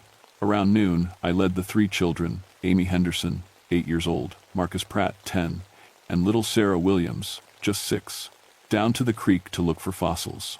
The water was lower than I'd ever seen it, probably because of the hot, dry summer we'd been having. That's when we found the stones. Where the water had dropped, you could see perfectly round stones arranged in circles on the creek bed. Not natural formations, these were placed by hand. Each circle was about 6 feet across, and they were all connected by lines of smaller stones, like some kind of pattern or message. Who made these? Amy asked, kneeling down to touch one of the stones. Probably just rocks that got washed around, I said, but I didn't believe it. The pattern was too perfect, too deliberate. Marcus waded deeper into the creek, following the stone lines. "There's more over here. Look, Miss Rebecca." I followed him and felt my breath catch. The pattern stretched underwater as far as I could see, disappearing into the dark pools near the limestone cliffs. Hundreds of stones, all arranged with impossible precision, and they were warm. Not sun-warmed. These stones felt like they had heat coming from inside them. "Can we collect some?" Sarah asked, reaching for a smooth white stone that seemed to glow in the dark water. "Don't touch them," I said quickly, though I couldn't explain why. Something about those stones made my skin crawl. We spent the afternoon looking for regular fossils upstream, but my mind kept going back to those patterns. Who could have made them? When? And why did they feel so important, like they were trying to tell me something? As evening came, the wrongness in the valley got stronger. The silence pressed down like a heavy blanket. Even the creek seemed to flow more quietly than usual. The families gathered around their campfire, but the flames flickered strangely, casting shadows that moved the wrong way. I radioed back to headquarters to report everything normal, but my voice sounded hollow in the dead air. That night, I camped nearby in my ranger station, really just a small cabin with a radio and basic supplies. I should have slept fine. I was tired enough, but something kept me awake. A sound like children singing, so faint I couldn't be sure I was really hearing it. When I finally dozed off near dawn, I dreamed of pale children with silver eyes, playing games I didn't understand in caves that sparkled like stars. I should have known then, should have packed everyone up and hiked them out of that valley, but I didn't. And by the next morning, all 3 children were gone. I woke up to screaming. Tom Henderson's voice cracked as he shouted my name across the valley. I grabbed my radio and flashlight and ran barefoot from my cabin to their campsite, my heart pounding harder with each step. All 3 parents stood around the cold remains of their campfire, still in their pajamas. The Pratts were holding each other and crying. Mrs. Williams kept calling Sarah's name into the empty woods. "They're gone," Tom said when he saw me. His face was white as paper. All 3 kids. We woke up and they were just gone. The children's sleeping bags were empty but not disturbed, like they'd simply vanished into thin air. No signs of struggle, no sounds in the night. At least none the parents remembered. I radioed for backup immediately. Within 2 hours, we had search and rescue teams, K9 units, and a helicopter circling the valley. Standard procedure for missing children in the wilderness. But nothing about this felt standard. The dogs picked up the children's scent trail easily enough. It led straight from the campsite down to the creek, following the same path we'd taken the day before, right to where those strange stone patterns were. And then the trail just stopped. "Dogs are acting weird," Jake Morrison, our lead K9 handler, told me. His German Shepherd, Rex, was whining and backing away from the water. "Won't go past this point." Never seen him refuse to track before. I knelt down where the scent trail ended. We were right next to the stone circles I'd found yesterday, but something was different. The patterns were changed. New stones had been added, and the arrangements were more complex, like someone had been working on them all night. Or something. "Ma'am?" One of the search team volunteers, a college kid named Danny, was pointing upstream. "You need to see this." I followed him about 50 yards to where the creek made a sharp bend. There, clear as day in the soft mud, were 3 sets of small footprints. Bare feet, child-sized, Amy's, Marcus's, and Sarah's. I could tell by the size differences. But they weren't alone. Mixed in with the children's tracks were other prints. Same size, same shape, but different somehow. Too pale, like they'd been made by feet that had never seen sunlight, and they seemed to shimmer when I looked at them directly, becoming hard to focus on. "Those are weird prints," Danny said, kneeling next to me. "Look how they shine." As we watched, the strange footprints began to fade. Not like they were washing away, like they were dissolving back into the mud. Within minutes, only the children's tracks remained. "Did you see that?" I asked Danny. He looked confused. "See what?" I stared at him. He was looking right at the spot where the pale prints had been, but his eyes seemed to slide away, like his brain couldn't hold on to what he'd seen. The helicopter pilot reported something strange too. "Getting weird readings on my instruments when I fly over the creek," he radioed down. "Compass spins like crazy. Radio keeps picking up this high-pitched sound." I climbed up to a ridge where I could get better radio reception and called in more resources. We needed experts, more equipment, maybe even the FBI. 3 children don't just vanish without a trace. But as I was talking to the dispatcher, I caught movement in my peripheral vision. Down in the valley, near the tree line opposite the creek, children. 3 small figures in white clothing, barely visible through the trees. My heart jumped. "I see them," I shouted into the radio. South side of the creek, about 200 yards from the campsite. I half ran, half slid down the rocky slope, calling for backup. But when I reached the spot where I'd seen the figures, there was nothing.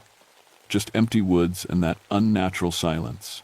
No footprints, no broken branches, no sign anyone had been there at all. False alarm. I had to radio back. Thought I saw movement, but it was nothing. Except I knew what I'd seen. 3 children in white clothes, holding hands, watching us search for them.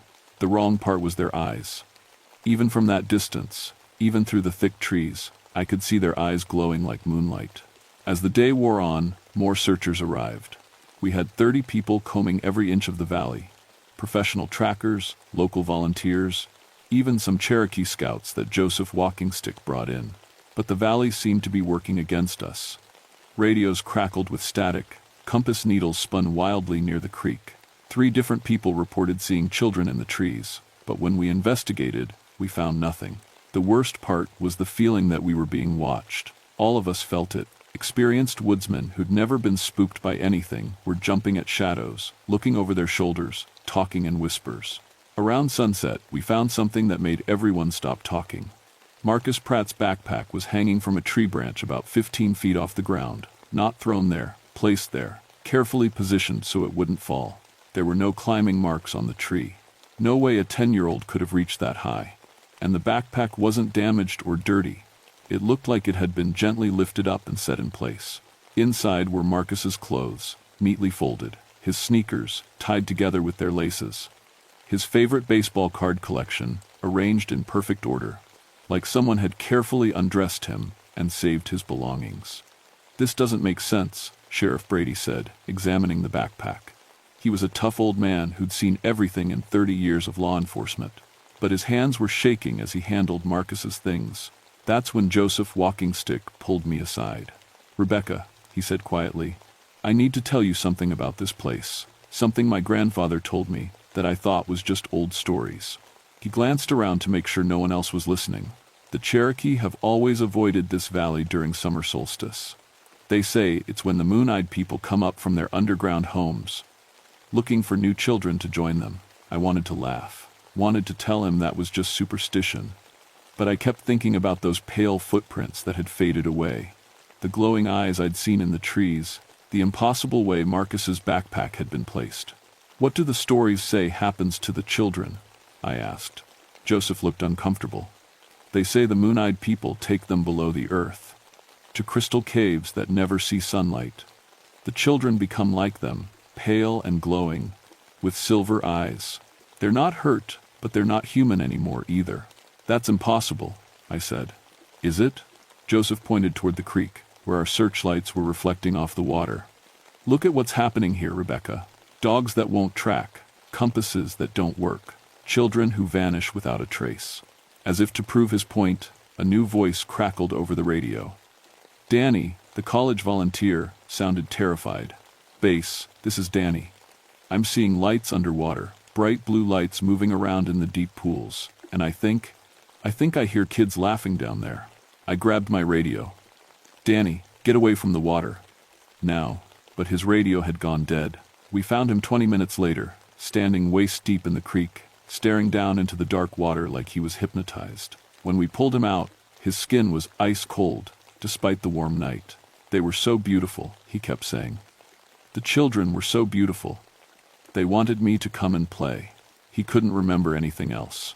By the third day, everything had gone wrong. We had 50 searchers in the valley now, plus FBI agents and state police. But instead of getting closer to finding the children, things kept getting stranger and more dangerous. 2 more volunteers had to be pulled out of the creek after standing in the water for hours, staring at nothing. 3 searchers reported following the sounds of children laughing, only to find themselves lost in parts of the forest they swore hadn't been there before. And the equipment failures were getting worse. Radios died near the creek, flashlights flickered and went out. Metal compass needles snapped in half for no reason. I was running on coffee and fear, trying to coordinate the search while dealing with increasingly panicked parents and frustrated officials who wanted answers I couldn't give them. That's when Dr. Elizabeth Chen arrived. She was a geologist from the University of Tennessee, called in to examine the strange stone formations under the creek. Dr. Chen was a small, serious woman who didn't believe in anything that couldn't be measured and tested. She lasted exactly 2 hours before she came running out of the valley, white-faced and shaking. There are structures down there, she told me, grabbing my arm. Under the creek bed. Buildings or caves, I can't tell which. Made from some kind of crystalline material I've never seen before. She pulled out her camera and showed me the underwater photos she'd taken. The images were blurry and distorted, but I could make out angular shapes beneath the water. Walls and passages that definitely hadn't been carved by nature. The stones on the creek bed aren't random, Dr. Chen continued. They're markers. Like a map or directory showing the way into those structures. How old do you think they are? I asked. That's just it. They shouldn't exist at all. The material doesn't match any known geology in this region. And the craftsmanship. She shook her head. It's too advanced for anything built by prehistoric peoples. Before I could ask more questions, she grabbed her equipment and left. Refused to explain why, just packed up her gear and hiked out of the valley like something was chasing her. That evening, while the official search teams made camp, I met with Joseph Walkingstick and Sheriff Brady. We needed to talk about things that couldn't go in any official report. The Cherokee elders want everyone out of this valley, Joseph said. They say we're disturbing something that's been sleeping, and it's getting angry. Sheriff Brady lit a cigarette with shaking hands. I've seen a lot of weird things in these mountains over the years. But this, he gestured toward the creek. 3 kids don't just disappear, and volunteers don't stand in freezing water for hours talking to nothing. What if they're not talking to nothing? I said quietly. Both men looked at me. What if the children are down there, like the stories say? What if they're alive but changed, and they're trying to communicate? Before anyone could answer, we heard it. Singing, clear as day, coming from the direction of the creek, children's voices, harmonizing in a language I didn't recognize. We grabbed our flashlights and radios and headed toward the sound. But as we got closer to the water, our lights began to dim and flicker. The radios filled with static that sounded almost like whispered voices. The singing was definitely coming from underwater now, from the deep pools near the limestone cliffs where Dr. Chen had found the structures. Amy, I called toward the water. Marcus, Sarah, if you can hear me, we're here to help. The singing stopped abruptly. For a moment, the valley was silent. Then the water in the deep pools began to glow with soft blue light, like moonlight trapped underwater. 3 shapes rose slowly from the depths. I knew immediately they were the missing children, but they were different. Their skin was pale as milk, almost translucent. Their hair floated around their heads like they were still underwater. And their eyes? Their eyes were solid silver, reflecting light like mirrors. Miss Rebecca? Amy Henderson's voice sounded distant and echoey, like she was speaking from the bottom of a well. We've been waiting for you. Sheriff Brady tried to step toward the water, but I grabbed his arm. Something about the children's posture, the way they moved, warned me not to get too close. Amy, honey, your parents are worried sick, I called out. We need to get you out of there. We can't come out, Marcus said in that same hollow voice. We belong to the Moon-Eyed people now, but we're not sad. It's beautiful down there. Little Sarah giggled, a sound like wind chimes in a breeze. They have games we never dreamed of, Miss Rebecca. Games with light and water and time. We can play forever and never get tired. Sarah, sweetheart, you need to come home, I said, fighting to keep my voice steady. Your mommy and daddy miss you. The Moon-Eyed people miss their children too, Amy said. They've been alone for so long, since the first humans came to the mountains. They just want playmates. As she spoke, more shapes began rising from the water behind the children. Tall, pale figures with the same silver eyes. Adults, I thought, but it was hard to tell. They moved like they were floating, and their faces were beautiful and terrible at the same time. We have to go now, Marcus said, but don't be sad. We're happy here. Happier than we ever were up there. Wait. I splashed into the creek, not caring about the cold water. You can't just take them. They're children. They belong with their families. One of the pale adult figures glided forward. When it spoke, its voice was like water flowing over stones. They came to us willingly, it said. The call of our kind is strong in young hearts. We offer them wonders beyond your understanding. They're too young to make that choice, I said, wading deeper into the water. They don't understand what they're giving up. And you don't understand what we're offering. The figure's silver eyes reflected my flashlight beam back at me. But you could learn. You could come with us, Rebecca Silverbrook. You who protects children, help us protect ours. For a moment, I felt the pull of those silver eyes. The promise of mysteries beyond imagination, the chance to see wonders that no human had ever witnessed. But then I thought of the parents back at camp, Tom and Helen Henderson, crying themselves to sleep every night. The Pratts and Williamses, hanging on to hope that was dying a little more each day. No, I said firmly. These children need to come home. The Moon-Eyed people's expression didn't change, but the temperature of the water around me dropped suddenly. Ice began forming on the surface of the creek.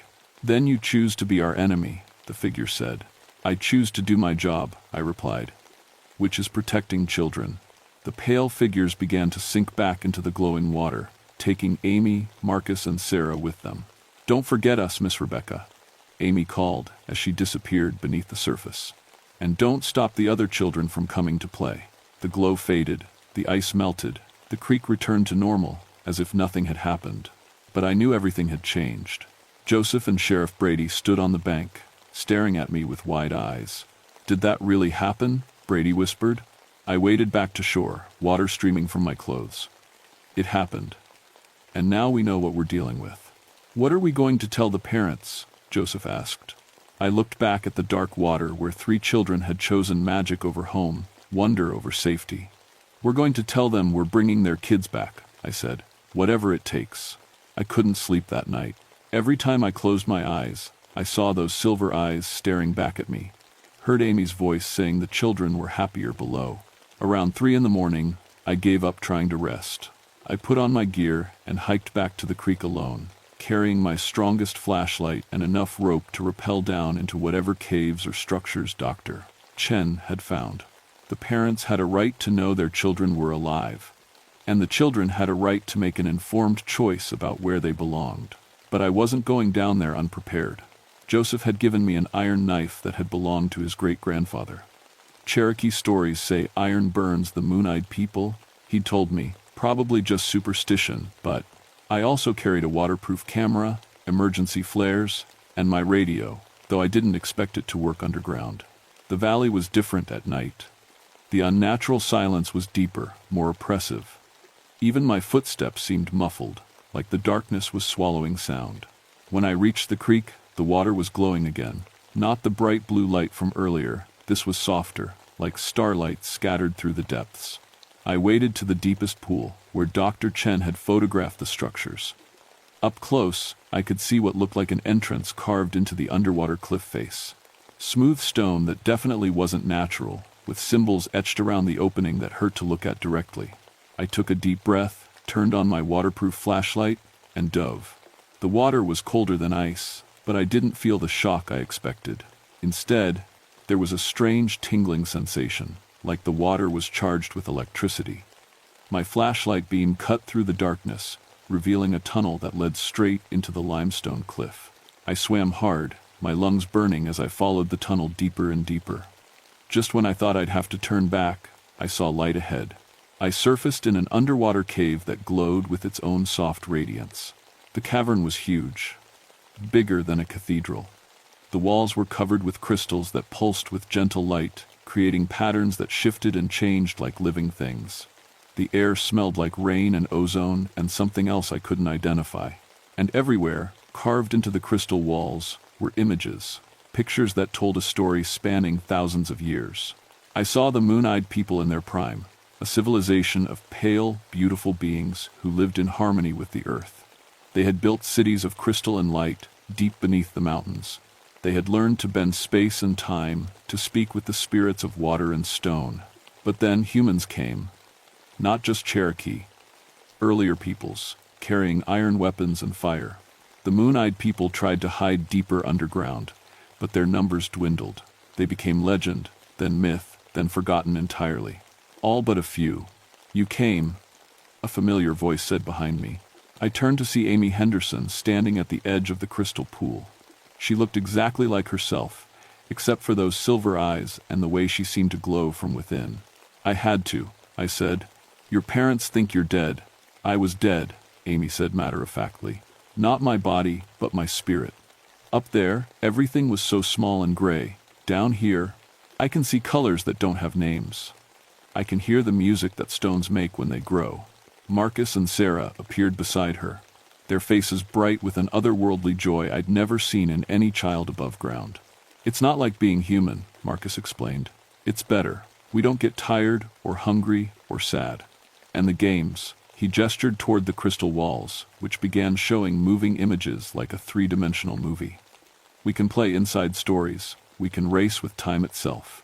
But what about your families? I asked. They love you. They need you. Sarah's silver eyes grew sad for a moment. We love them too. But love doesn't mean staying in a place that makes you small. As she spoke, more moon-eyed people emerged from passages I hadn't noticed. Dozens of them, maybe hundreds.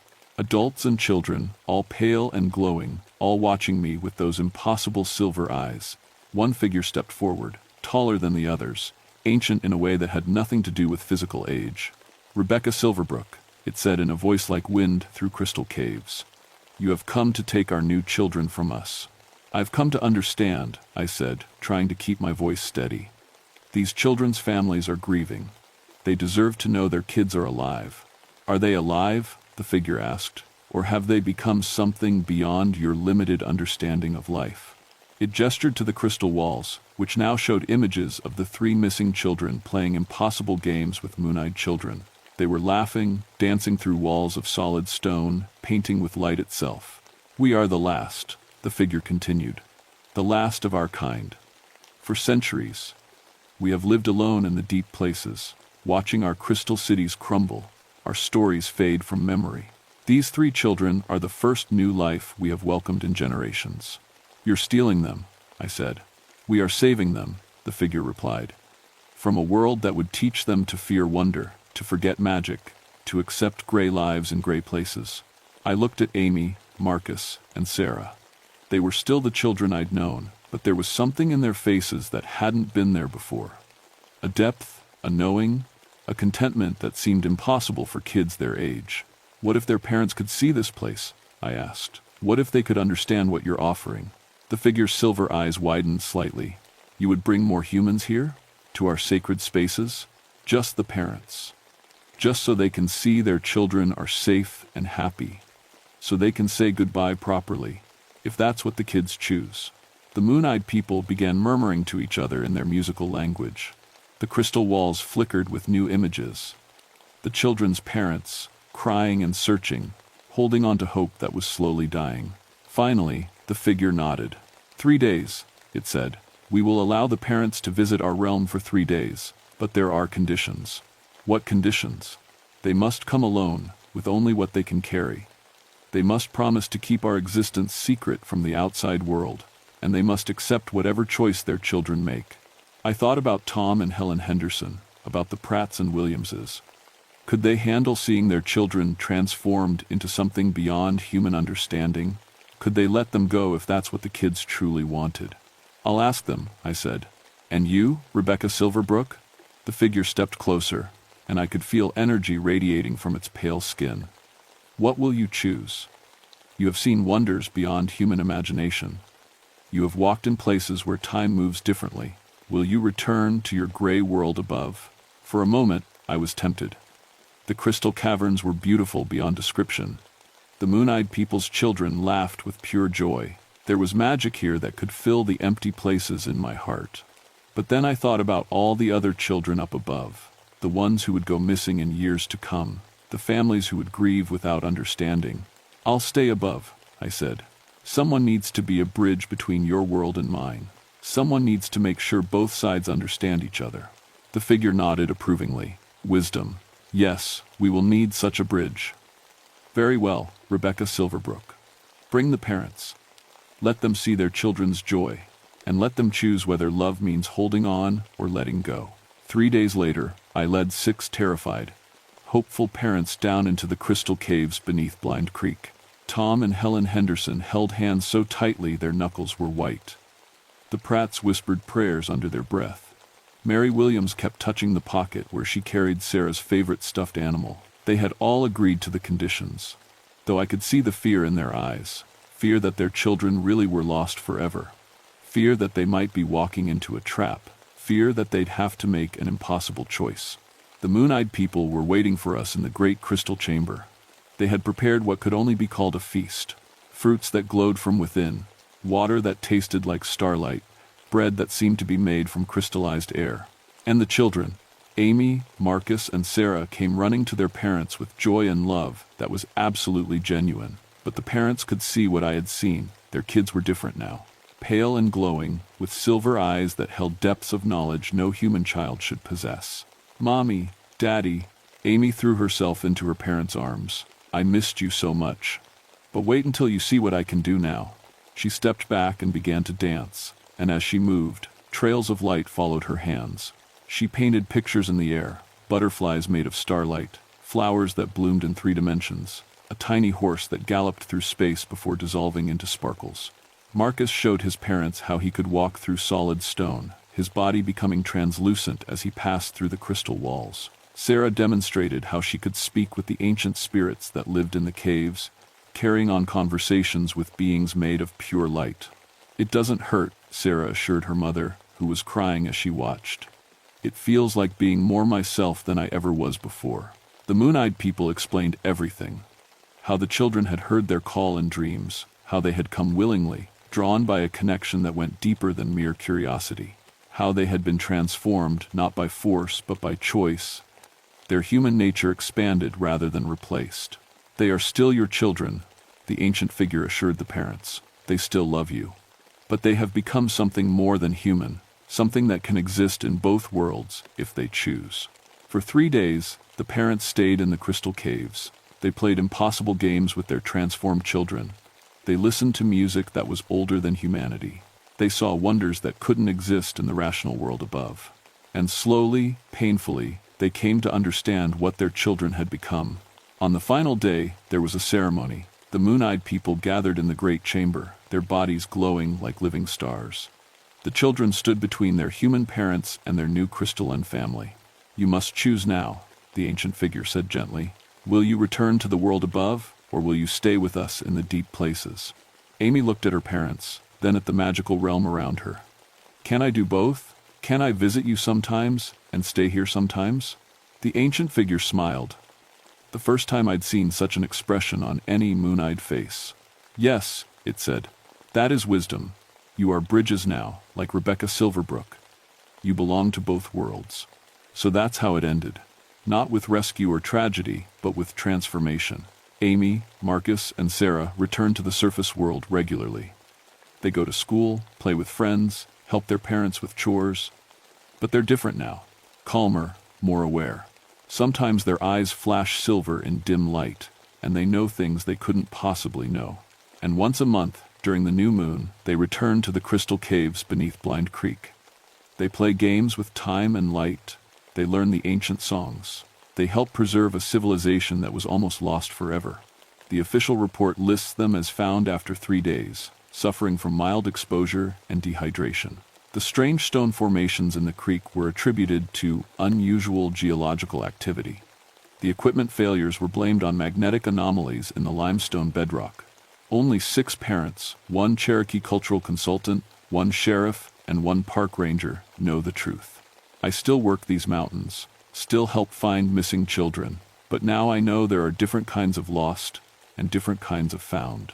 Sometimes, late at night when I'm patrolling the valleys, I see lights moving beneath other creeks, hear singing in languages that predate human civilization. The moon-eyed people are waking up from their long sleep, reaching out to the world above.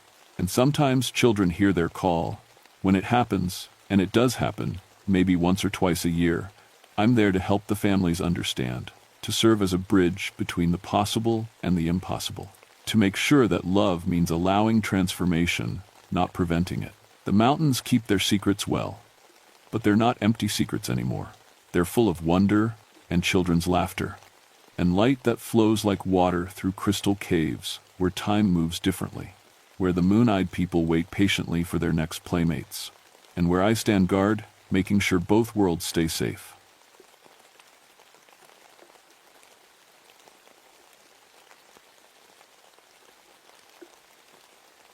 My name is Daniel Stormhaven, and in 21 years of mountain rescue work, I thought I'd seen everything the wilderness could throw at a man.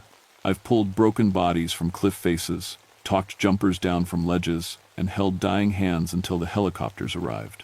I've learned that mountains don't care about your plans, your family, or your faith. They just are. But nothing in my training prepared me for what happened at Sorrow's Gorge in the spring of 1979. The gorge sits deep in the Monongahela National Forest, a slash in the earth so narrow that sunlight only reaches the bottom for 3 hours each day. The river that carved it still runs wild, fed by snowmelt and spring rains. Local folks avoid the place, have for generations. They say it's cursed. I always figured that was just mountain talk, the kind of stories that grow up around dangerous places to keep fools from getting themselves killed. I should have listened. The call came in on a Tuesday morning. 3 separate hikers had reported hearing someone crying for help from deep in the gorge. The strange thing was, they all heard it from different spots along the rim, miles apart. Sarah Martinez, the park dispatcher, looked puzzled when she handed me the reports. "Dan, these don't make sense," she said, pushing her glasses up her nose. "Listen to this. The first hiker heard the calls at 6 a.m. from the north rim. The second one heard them at 6:15 from the south side. The third heard them at 6:30 from the east overlook. No way someone could move that fast through that terrain." I studied the topographic maps spread across my desk. Sorrow's Gorge was a spiderweb of cliffs and loose rock. The bottom was 3 miles down by the safest route, and there was no way out except the way you came in. If someone was trapped down there, they'd been calling for help from 1 spot, not 3. "Maybe it's the acoustics," I said, though I didn't believe it myself. "Sound bounces weird in those rock formations." Sarah shook her head. All 3 hikers said it sounded like a woman, young woman, crying like her heart was broken. Something cold touched my spine. My wife, Emma, had been a young woman when she fell. The memory hit me like it always did, sudden and sharp. Her hand slipping from mine on Cathedral Rock, her scream cutting off too quick, the awful silence that followed. "I'll check it out," I said, my voice rougher than I intended. The drive to the trailhead took 40 minutes on winding mountain roads. The spring air was crisp, full of the smell of new growth and melting snow. Birds sang in the trees, and everything felt normal, peaceful, even. It wasn't until I reached the North Rim overlook that things started to feel wrong.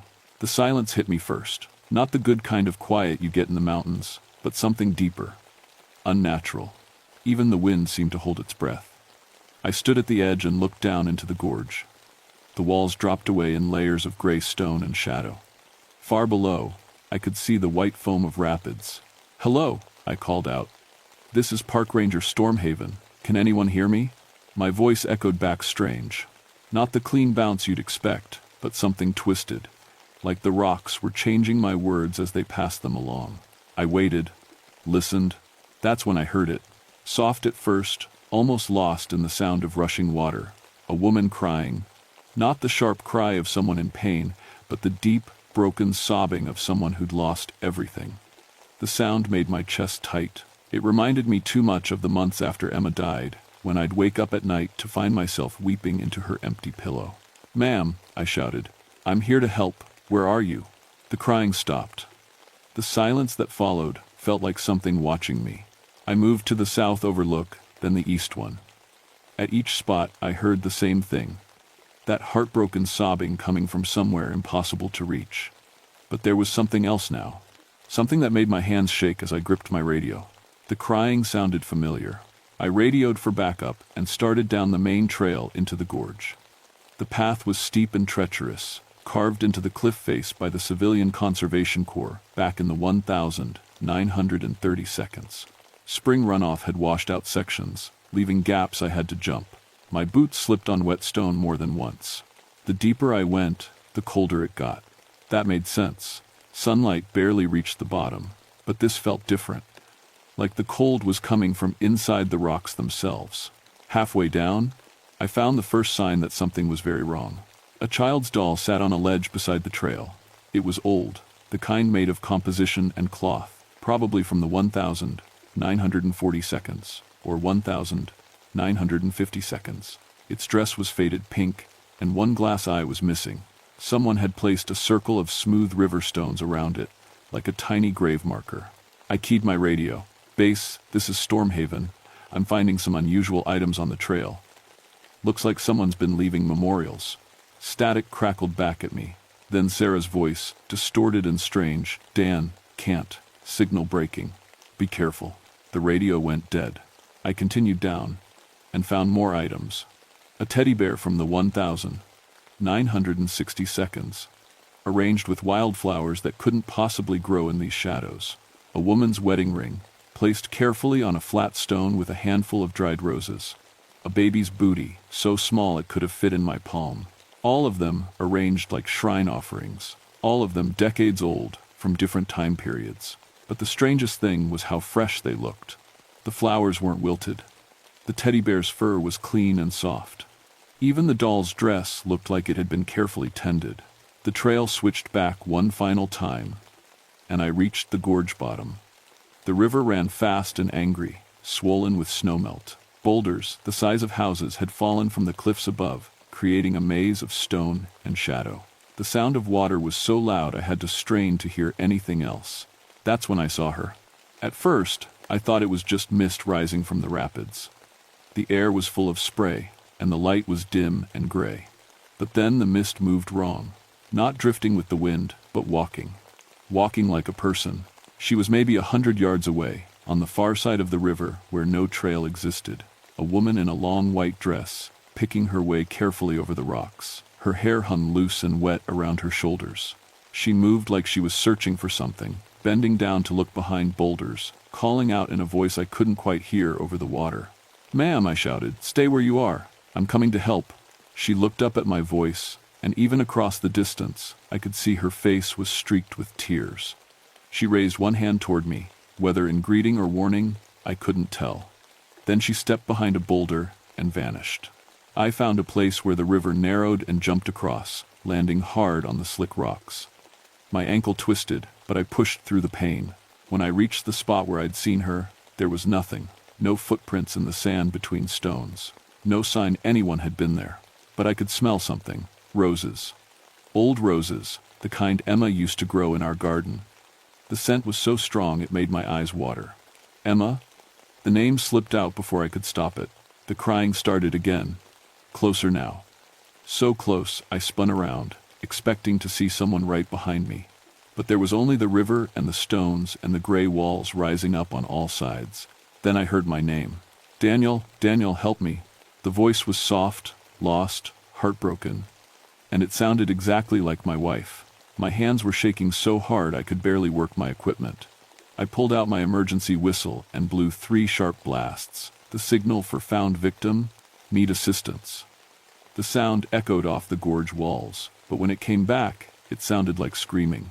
I tried the radio again. Nothing but static, and what might have been whispers. That's when I noticed the rope. My climbing rope, the one I'd secured to a tree at the top of the gorge, hung down the cliff face, like always. But someone, or something, had tied knots in it. Not random knots, but specific ones. The kind you use to make a noose. 7 of them, evenly spaced down the length of the rope. I ran for the trail, my injured ankle sending spikes of pain up my leg with every step. But I'd only gone a few yards when I heard it again. "My name," called in Emma's voice, coming from deeper in the gorge. "Daniel, don't leave me. Please don't leave me again." I stopped running. Because the last thing Emma had said to me, as her fingers slipped from mine on Cathedral Rock, was exactly those words, "Please don't leave me again." Only, I had never told anyone that. Not the investigators, not the counselor, not even Emma's sister. It was just between Emma and me, in that terrible moment when I couldn't hold on tight enough to save her. So how could anyone else know? I spent the night in the gorge. I know that sounds crazy, but I couldn't leave. Not when someone who sounded like Emma was calling for help. I'd failed to save her once. I couldn't do it again, even if this was impossible. I set up camp on a flat area near the river, using my emergency gear. As darkness fell, the temperature dropped fast. My breath came out in puffs, and ice started forming on the rocks near the water. But the cold wasn't the worst part. The worst part was the sounds. As soon as the sun disappeared behind the gorge rim, the crying started again. Not just one voice now, but many. Women, children, even men. All of them sobbing like their hearts were broken. The sounds came from everywhere. The cliffs above, the water below, the spaces between the boulders.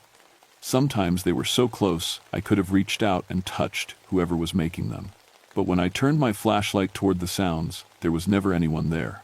Around midnight, I heard footsteps. Slow, careful steps picking their way over the rocks. I grabbed my light and swept it across the gorge. Nothing.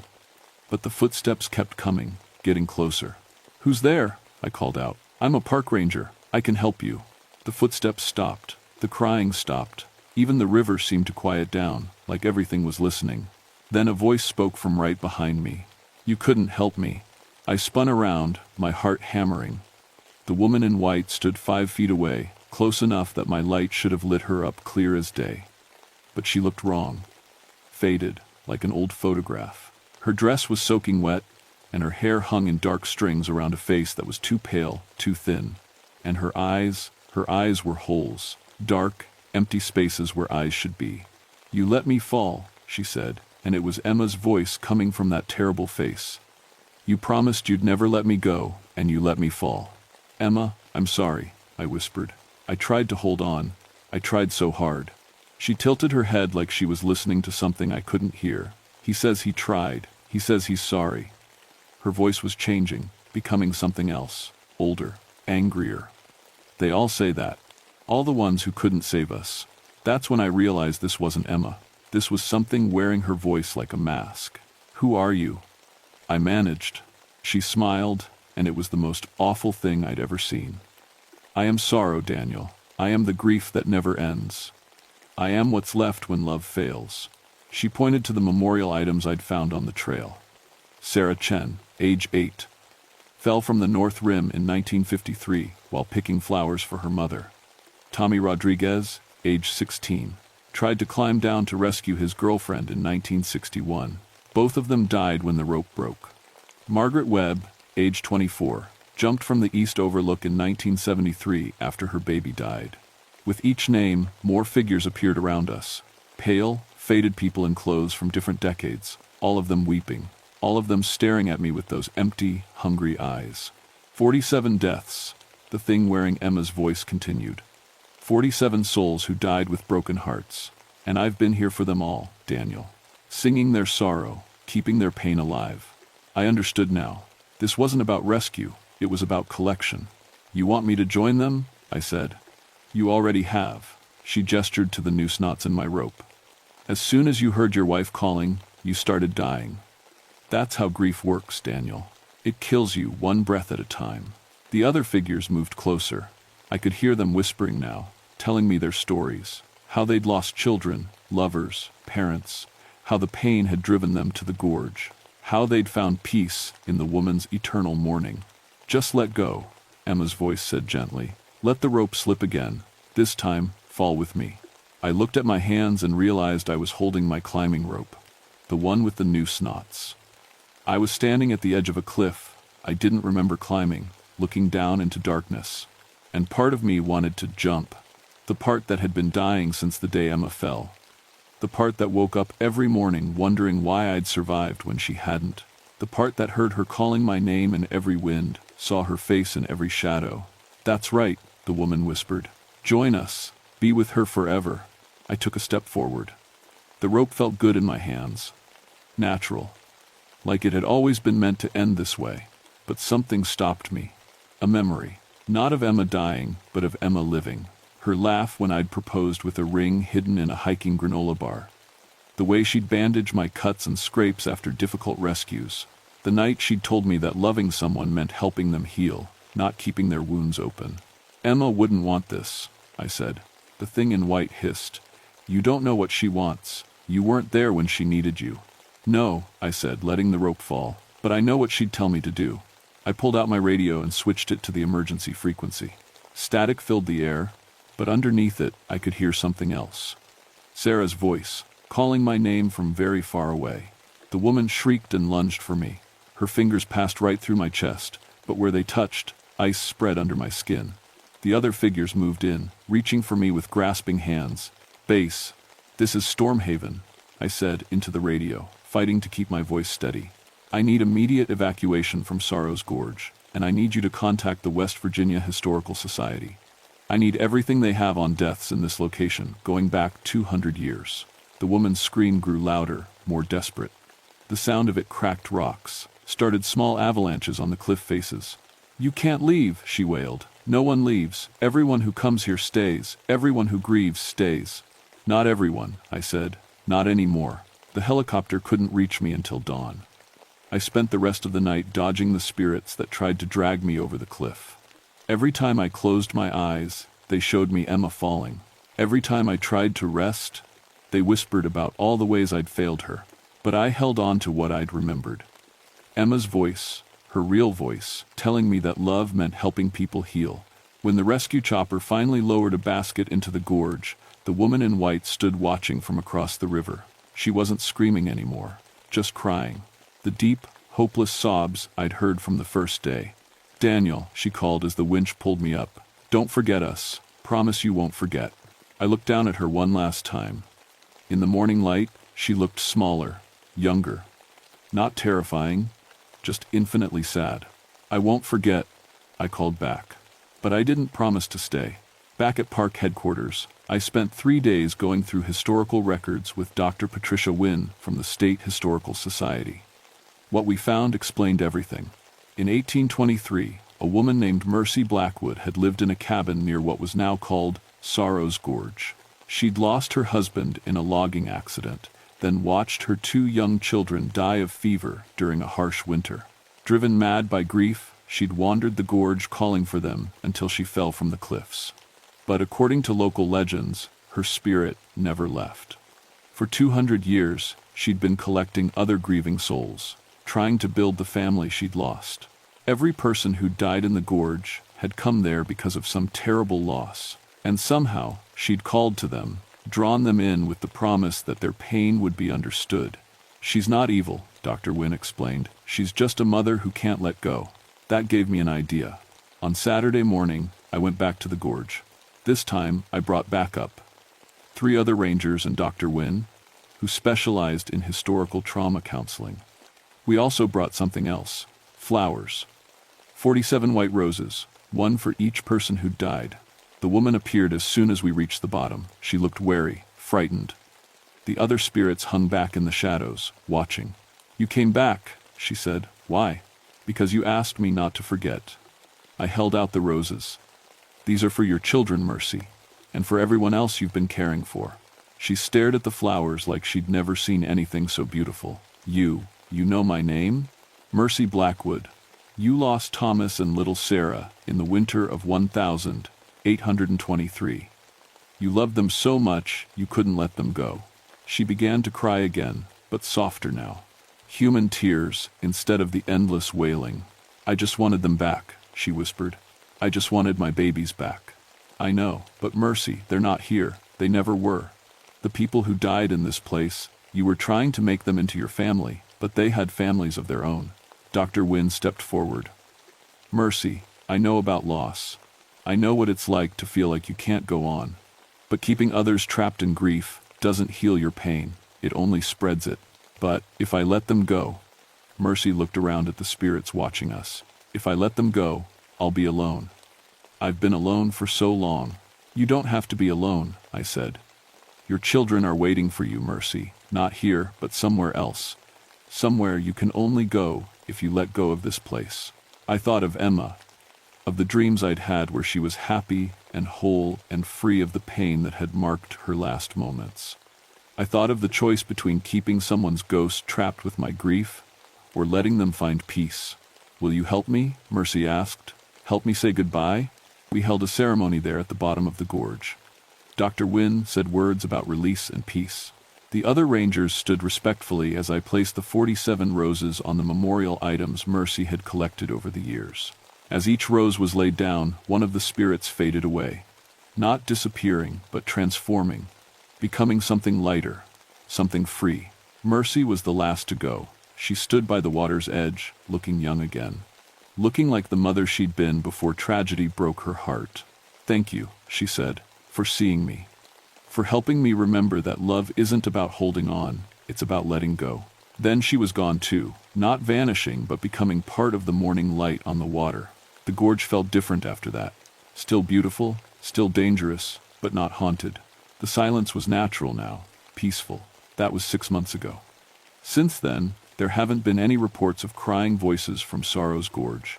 The Park Service has installed new safety barriers and warning signs, but mostly, people just don't feel compelled to go there anymore.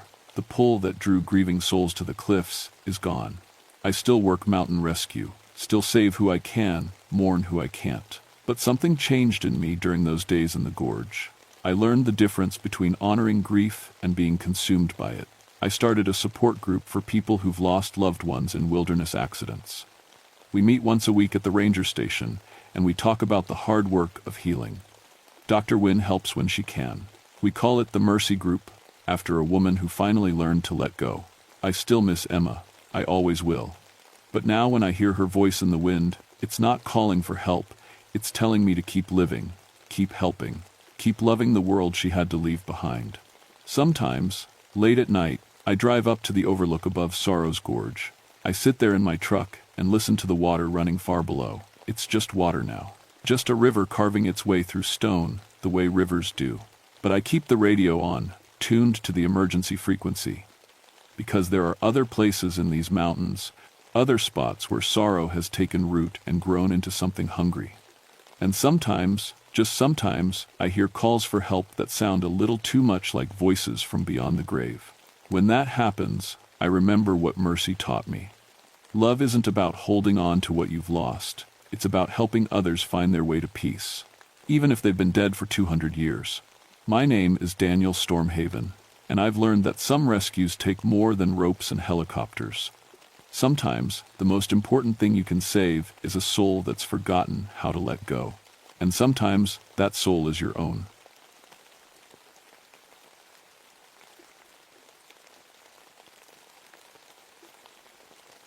My name is Catherine Nightwhisper, and I've been a park ranger for 13 years. That might sound like a made-up name, but it's real. My grandmother was Greek, and she had a thing for dramatic names. Most folks just call me Kate. I work the night shift at George Washington National Forest in Virginia. Specifically, I watch over Devil's Knob Summit, which sits about 40 miles from the nearest streetlight. It's my job to protect what we call a dark sky preserve. A place where the night stays truly dark so people can see the stars the way our ancestors did. The summit isn't easy to reach.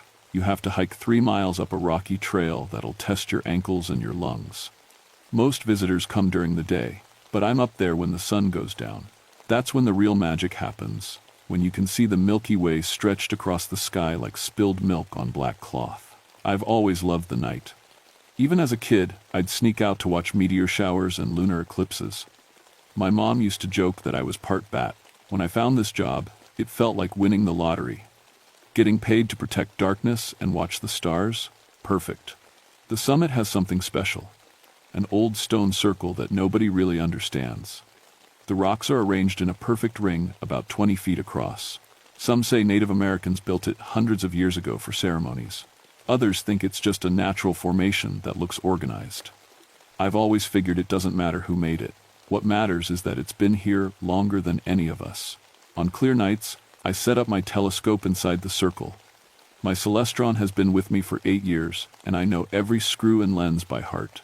I also carry night vision monoculars, military-grade stuff that turns the darkest night into green-tinted daylight. The Forest Service issued them after too many hikers got lost after sunset. October 21st, 1981, was supposed to be routine. The autumn equinox meant perfect viewing conditions, and the new moon promised complete darkness. I had my gear ready, my thermos filled with coffee, and a group of amateur astronomers coming up around midnight to watch for meteors. But something felt different that night from the moment I reached the summit. The forest was too quiet. Usually, you hear owls calling, leaves rustling, maybe a fox moving through the underbrush. That night, nothing. Even the wind seemed to hold its breath. I've spent enough nights alone in the woods to know when things feel wrong, and this felt very wrong. I set up my telescope anyway. Work is work, and I had astronomers counting on me to provide them with a safe, dark viewing spot. But as I adjusted the eyepiece, I noticed something odd in my peripheral vision. My shadow looked wrong.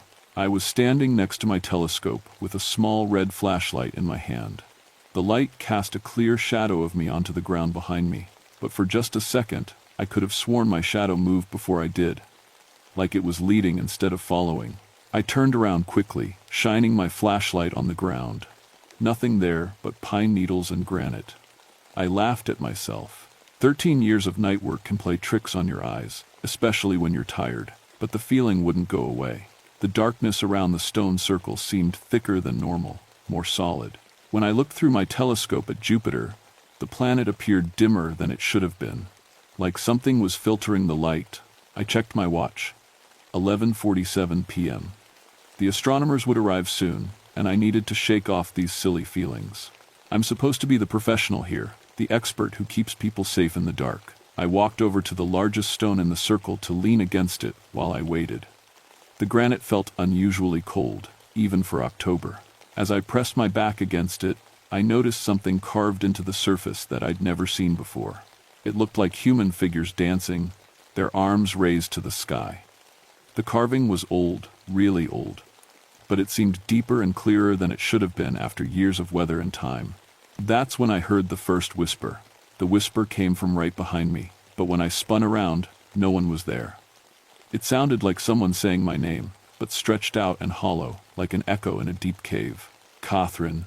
I clicked on my flashlight and swept it across the stone circle. Nothing. Just empty space between the ancient rocks. But my hands were shaking as I held the light. "Hello?" I called out. "If someone's there, you need to identify yourself. This is a restricted area after dark." Silence answered me. The kind of silence that presses against your eardrums and makes you aware of your own heartbeat. I checked my radio to make sure it worked. The static crackled normally when I keyed the microphone. Base station was 20 miles away, but I could reach them if needed. That made me feel a little better. At 11:55, I heard voices coming up the trail. Real voices this time, talking about f-stops and exposure times. The astronomy group was arriving. There were 4 of them.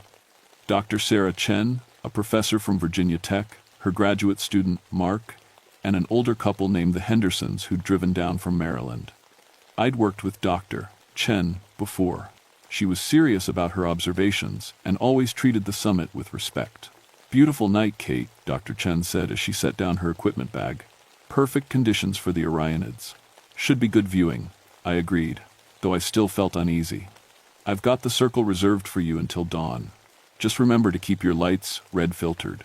As they set up their cameras and telescopes, I walked the perimeter of the summit, checking for any safety hazards. That's when I found the first set of footprints. They were human, definitely human, but wrong somehow. The prints were too shallow, like whoever made them barely touched the ground. And they didn't lead anywhere.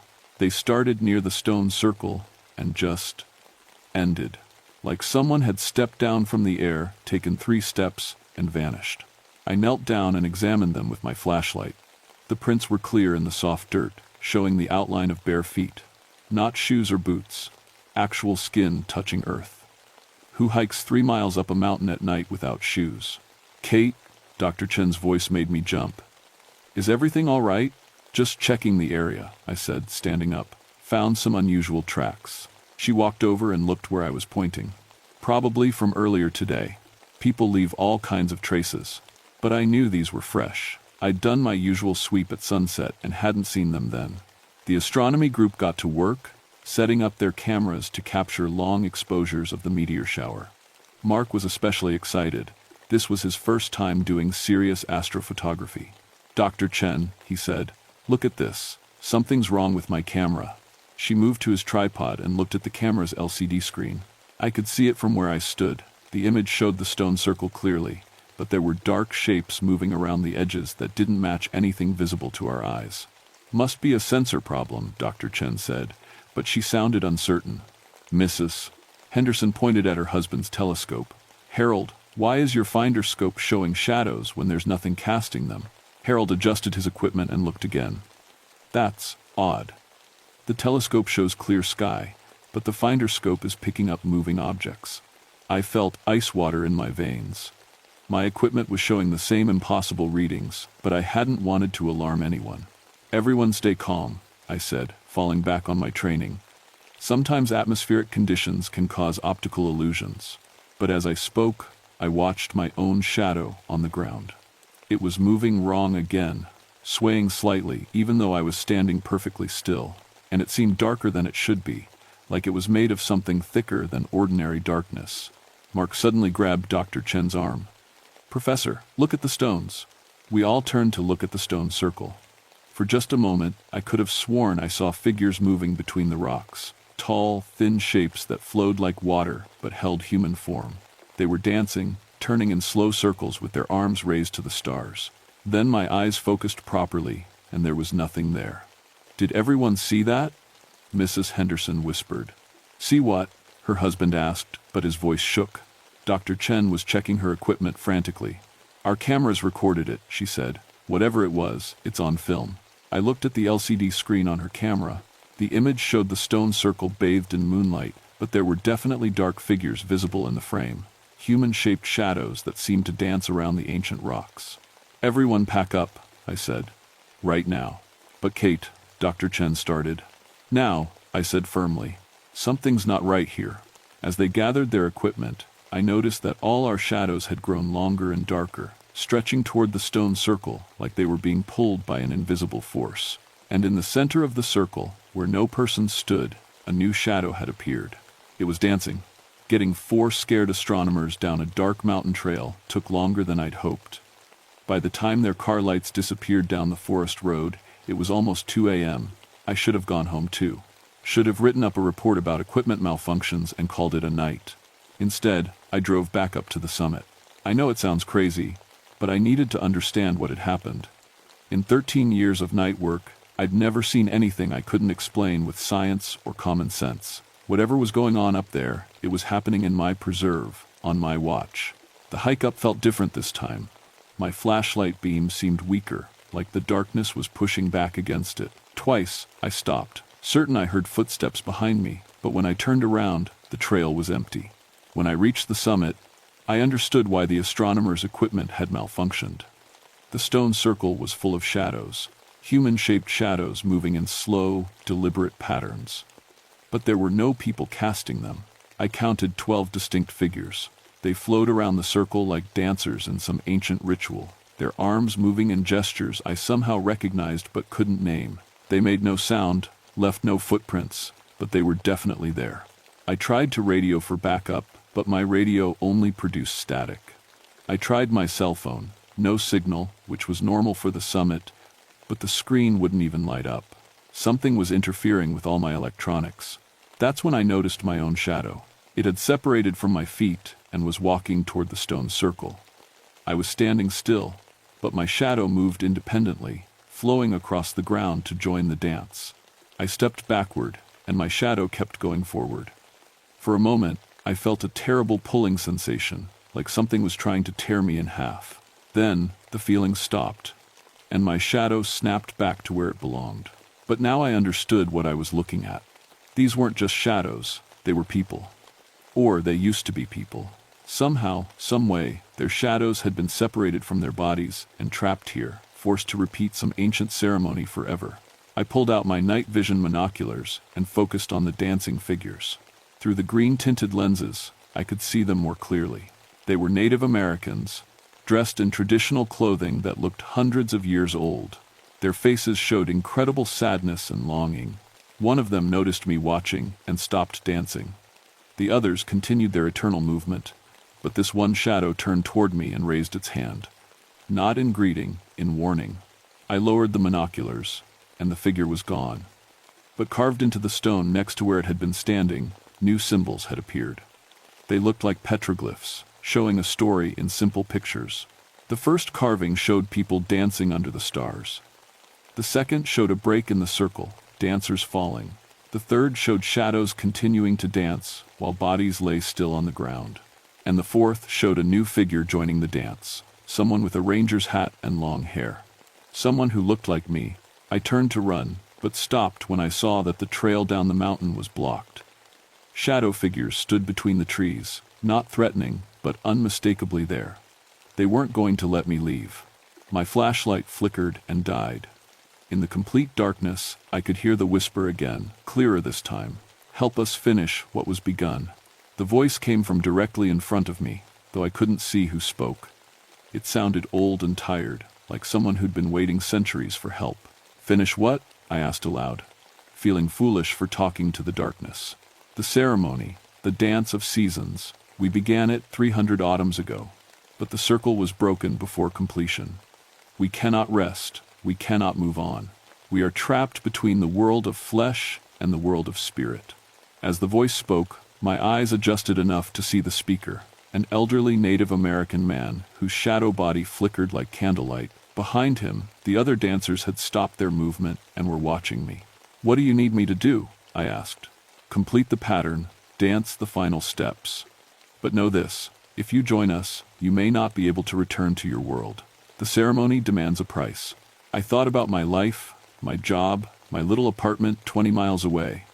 It wasn't much, but it was mine. These shadow people had been trapped for 3 centuries, dancing the same steps over and over, unable to rest or move on. What if I refuse? Then we continue as we have, and you join us anyway when your time comes.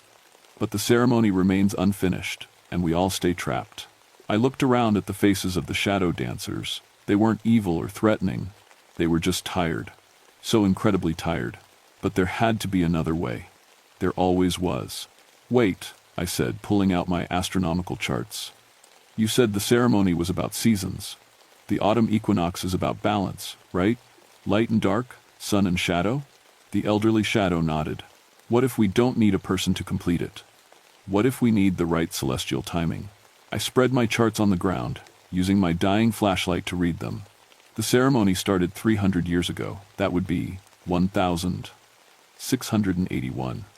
But the calendar was different then. Julian calendar instead of Gregorian. The shadows gathered around me as I calculated. The autumn equinox you started your ceremony on in 1681 in our modern calendar, that would be. I checked my watch and my heart raced. Tonight, right now, the true autumn equinox from your original ceremony is happening in the next hour. The elderly shadow smiled. "You understand. But the ceremony still requires a living person to anchor it to the physical world." "Then I'll do it," I said. "But we do it right.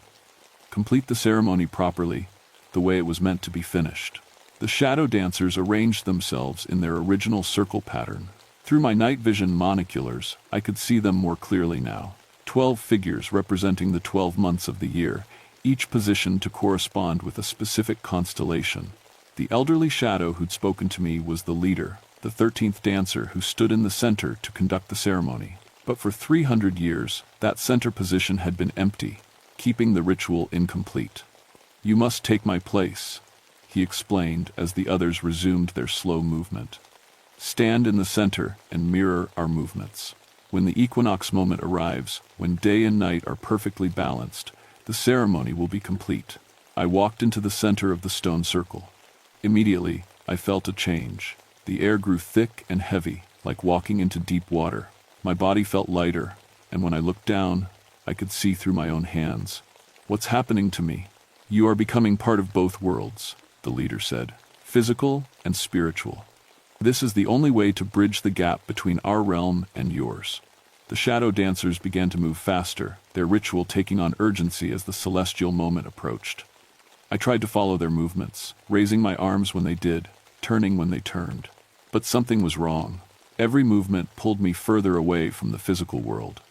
I could feel my connection to my body weakening, like a rope slowly fraying. If this continued, I would become a shadow myself, trapped here forever. "You didn't tell me it would take my life," I said. "We told you there was a price," the leader replied sadly. "We have been alone so long, we perhaps did not explain clearly. To anchor the ceremony, you must give up your physical form." "No." I stopped dancing. "There has to be another way." The other shadows continued their movement, but they looked distressed now. The ceremony was falling apart again, just like it had 300 years ago. I pulled out my telescope, hands barely solid enough to grip it. What if we use celestial alignment instead of human sacrifice? Working frantically, I aimed the telescope at specific star positions, calculating angles and alignments. The ceremony wasn't just about dancing. It was about connecting earth and sky, marking the passage of seasons, celebrating the balance between light and dark. The stone circle, I realized. It's not just ceremonial. It's an astronomical instrument. Each stone was positioned to align with specific stars at specific times. The dancers' positions corresponded to constellation patterns. This whole site was designed to capture and focus celestial energy. "Help me," I called to the shadows. "We need to align the ceremony with the actual stellar positions." The shadow dancers moved to new positions, each one standing behind a stone that matched their constellation. As they did, the stones began to glow with soft silver light. Through my telescope, I could see the exact moment of equinox approaching, the point when the sun would be directly above the Earth's equator, making day and night equal length everywhere on the planet. "Now," I whispered. The shadows raised their arms to the sky in perfect synchronization. The stones blazed with starlight, and for one perfect moment, I felt connected to everything. The earth beneath my feet, the stars above my head, the endless cycle of seasons and time. The ceremony was complete. The shadow dancers began to fade, but peacefully now, like smoke dissipating in a gentle breeze. Their faces showed relief and gratitude, instead of the endless sadness I'd seen before. "Thank you," the leader said as his form grew transparent. "We can rest now." "Wait," I called. "What about the site? Should I report this? Should I tell people what happened?" "Protect this place," he said. "It is sacred, a bridge between worlds, but some knowledge is too dangerous to share." As the last shadow disappeared, I felt my own body becoming solid again. My hands regained their weight, my feet found firm purchase on the ground. I was alive, truly alive, for the first time in hours. But I was also changed. I could see things differently now. The way moonlight carried memories, how shadows held depth and meaning, the connections between earth and sky that most people never notice. My radio crackled to life. "Ranger Night Whisper, this is Base. Do you copy?" I keyed the microphone. "This is Night Whisper. All clear up here." "Roger that. You've been off radio for 4 hours. Everything okay?" 4 hours? It had felt like 20 minutes. But when I checked my watch, dawn was breaking over the mountains. "Everything's fine," I said. "Just had some equipment problems." As I packed up my telescope, I noticed one last thing. The ancient carvings on the stones had changed. Instead of showing trapped dancers, they now depicted a completed ceremony, with figures ascending peacefully into a star-filled sky. And at the center of the circle, a new carving had appeared. a woman with long hair and a ranger's hat, helping to guide lost souls home. 3 months later, I was still working the night shift at Devil's Knob Summit, but everything was different now. The site became an official archaeological preserve after I submitted a report about the pre-Columbian stone circle. I didn't mention the shadow dancers, just noted the astronomical alignments and recommended protection for the area. Within 6 weeks, access was restricted to daylight hours only for visitor safety. That suited me fine. Whatever power the place held was stronger at night, and some visitors might see things they weren't ready to understand. Dr. Chen came back once, asking about the photographs her team had taken.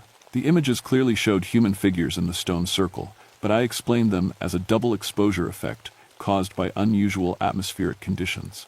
She accepted the explanation, though I could tell she didn't quite believe it. The shadow dancers were gone, truly gone. I never saw them again. But on clear nights, when I walked through the circle, I could feel their gratitude like a warm breeze. They had found peace, and they'd left the site cleaner somehow, more balanced. Other changes came too. My night vision improved dramatically. I could see in almost complete darkness now without equipment.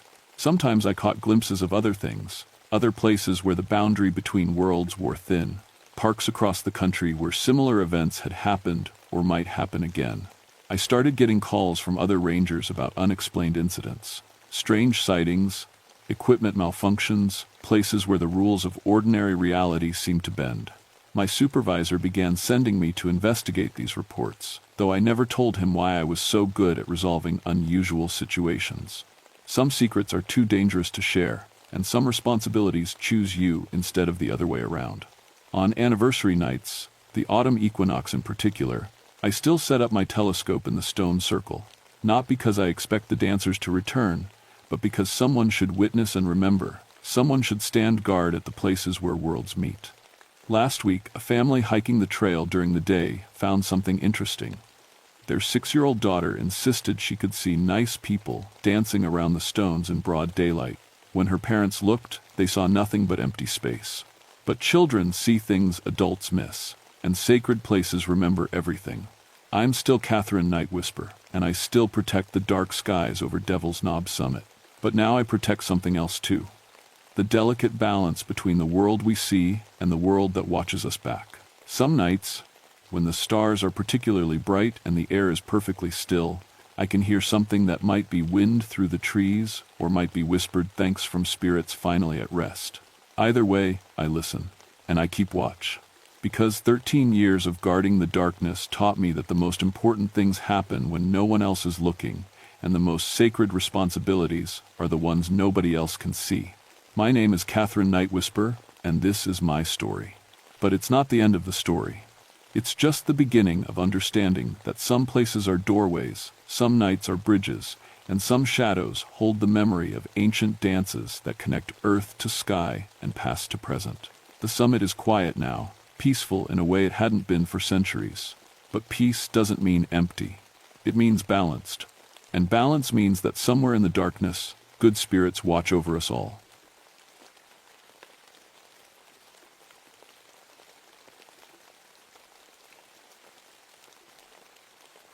My name is Thomas Cloudwalker, and I've been watching the sky for 19 years. People think being a park ranger is all about hiking trails and helping lost tourists. But up here on Whisper Mountain Ridge in Shenandoah, my real job is reading the weather. The mountains make their own rules when it comes to storms and fog, and someone has to keep track of it all. I got my start back in college, studying how air moves around these old hills, the way warm air crashes into cold, how valleys trap moisture, why some ridges stay clear while others disappear in clouds for days. It's like watching a slow-motion battle between invisible armies. My weather station sits right on the highest point of the ridge. Steel towers with spinning cups to measure wind, boxes full of instruments that tell me things like air pressure and humidity. Most days, I can predict what's coming hours before it hits. Thunderstorms building in the west, morning fog that'll burn off by noon, ice storms that'll shut down the mountain roads. The old-timers around here always talked about weather spirits, how the mist had a mind of its own, how some fogs were different from others. Mountain folklore, I figured, just people trying to make sense of atmospheric pressure and temperature inversions they didn't understand. I should have listened to them. It was early spring of 1967 when everything changed. The kind of morning that makes you glad to work outdoors. Clear blue sky, temperature climbing towards 60, perfect hiking weather. I was checking my instruments when I heard voices on the trail below. A family from Richmond. Mom, dad, 2 kids, maybe 10 and 12 years old. They'd driven up early to beat the crowds, planning to hike the Whisper Ridge Loop Trail. 3 miles of easy walking, with some of the best views in the park. "Morning," the father called up to me. "Looks like a perfect day for it." I waved back. "Should be beautiful up there. Watch for that overlook about a mile in teen. You can see 3 states on a clear day like this." The kids were already pulling ahead, excited to get started. The mother was taking pictures of everything. The wildflowers just starting to bloom. Her husband checking his map. The kids posing by the trail sign. "We'll be back before lunch," she told me. "Thank you for keeping watch over our weather." I laughed. That's what they pay me for. I watched them head up the trail until the trees swallowed them up. Then I went back to my readings. Barometric pressure, steady. Wind from the southwest at 8 miles per hour. Visibility unlimited. Perfect hiking conditions. That's when I noticed something odd on my instruments. The humidity gauge was climbing. Not fast, but steady. In 20 minutes, it had jumped from 40% to 60%. The air pressure was dropping too, just a little, but enough to make me frown. I stepped outside and looked around. Still clear, still sunny. But there was something different about the light, like looking through glass that's almost too clean. Then I saw it. Down in the valley, maybe 2 miles away, a thin line of white was moving up the mountainside. Fog, thick as cotton, rolling uphill against the wind.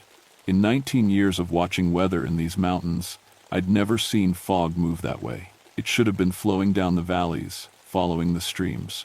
Instead, it was climbing straight up the ridges like it knew exactly where it wanted to go. I grabbed my radio. "Shenandoah Dispatch, this is Cloudwalker on Whisper Ridge. I've got unexpected fog formation moving in from the south. Visibility's going to drop fast up here." "Copy that, Thomas. Any hikers on your trails?" I thought about the family from Richmond. The loop trail would take them right through the path of that fog. "Affirmative. Family of 4. Started up the ridge trail about an hour ago. We'll try to reach them by radio. Can you estimate time to your location?" I watched the white wall creep higher. It was moving faster now, and there was something wrong with the way it looked. Too thick. Too purposeful. "Maybe 30 minutes, I said. "But dispatch? This doesn't look like normal fog." The radio crackled. "What do you mean, Thomas?" I stared at the advancing wall of white. How could I explain that it looked almost solid, that it seemed to be choosing which paths to follow? "Just keep trying to reach those hikers," I said. 20 minutes later, the fog hit my station. The first thing you notice when that kind of fog rolls over you is the silence. Normal fog muffles sound, sure, but this was different. It didn't just muffle, it swallowed everything whole. My footsteps, my breathing, even the wind through the trees. Gone. I couldn't see my own hand when I held it 3 feet from my face. The fog was so thick it felt like walking through wet cotton. Every breath tasted of metal and something else, something sweet and strange that made my stomach turn. My weather instruments went crazy.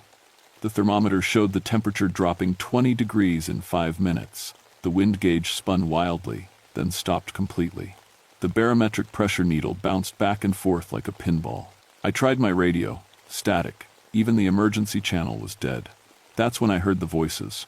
At first, I thought it was the family from Richmond. Faint calls for help somewhere out in the white. I grabbed a flashlight and headed toward the sound, following the trail I'd walked 1,000 times. "Hello," I called out. "Can you hear me? Follow my voice." The calls came back, closer now. But something was wrong with them. They echoed strangely, like voices bouncing around inside a cave. And they seemed to be coming from above me, not ahead on the trail. I stopped walking and listened hard. The voices came again, definitely calling for help. But now I could make out words, and my blood went cold. "Help us. We can't find. The trail is gone." It was the father's voice from that morning. But it sounded flat, empty, like someone reading from a script. Then the mother, "Thomas, Thomas, where are you? We can't see anything." How did they know my name? I'd told them I was a weather observer, but I'd never mentioned my name. and they'd been hiking for over an hour when the fog hit. They should be miles away, not right here at my station. The children's voices joined in. "Help us, mister. We're scared. We can't find our mom and dad." But the kids were with their parents. I'd seen them all together on the trail. Something brushed against my arm. I spun around, flashlight beam cutting through the fog. Nothing there. But the touch had felt like fingers, cold and damp, trailing across my jacket. "Who's there?" I called out. The voices stopped. Complete silence again, so thick I could hear my own heartbeat. Then, from right behind me, a whisper. "Thomas." I turned, sweeping the flashlight in a wide arc. The beam barely penetrated 5 feet before the fog swallowed it up.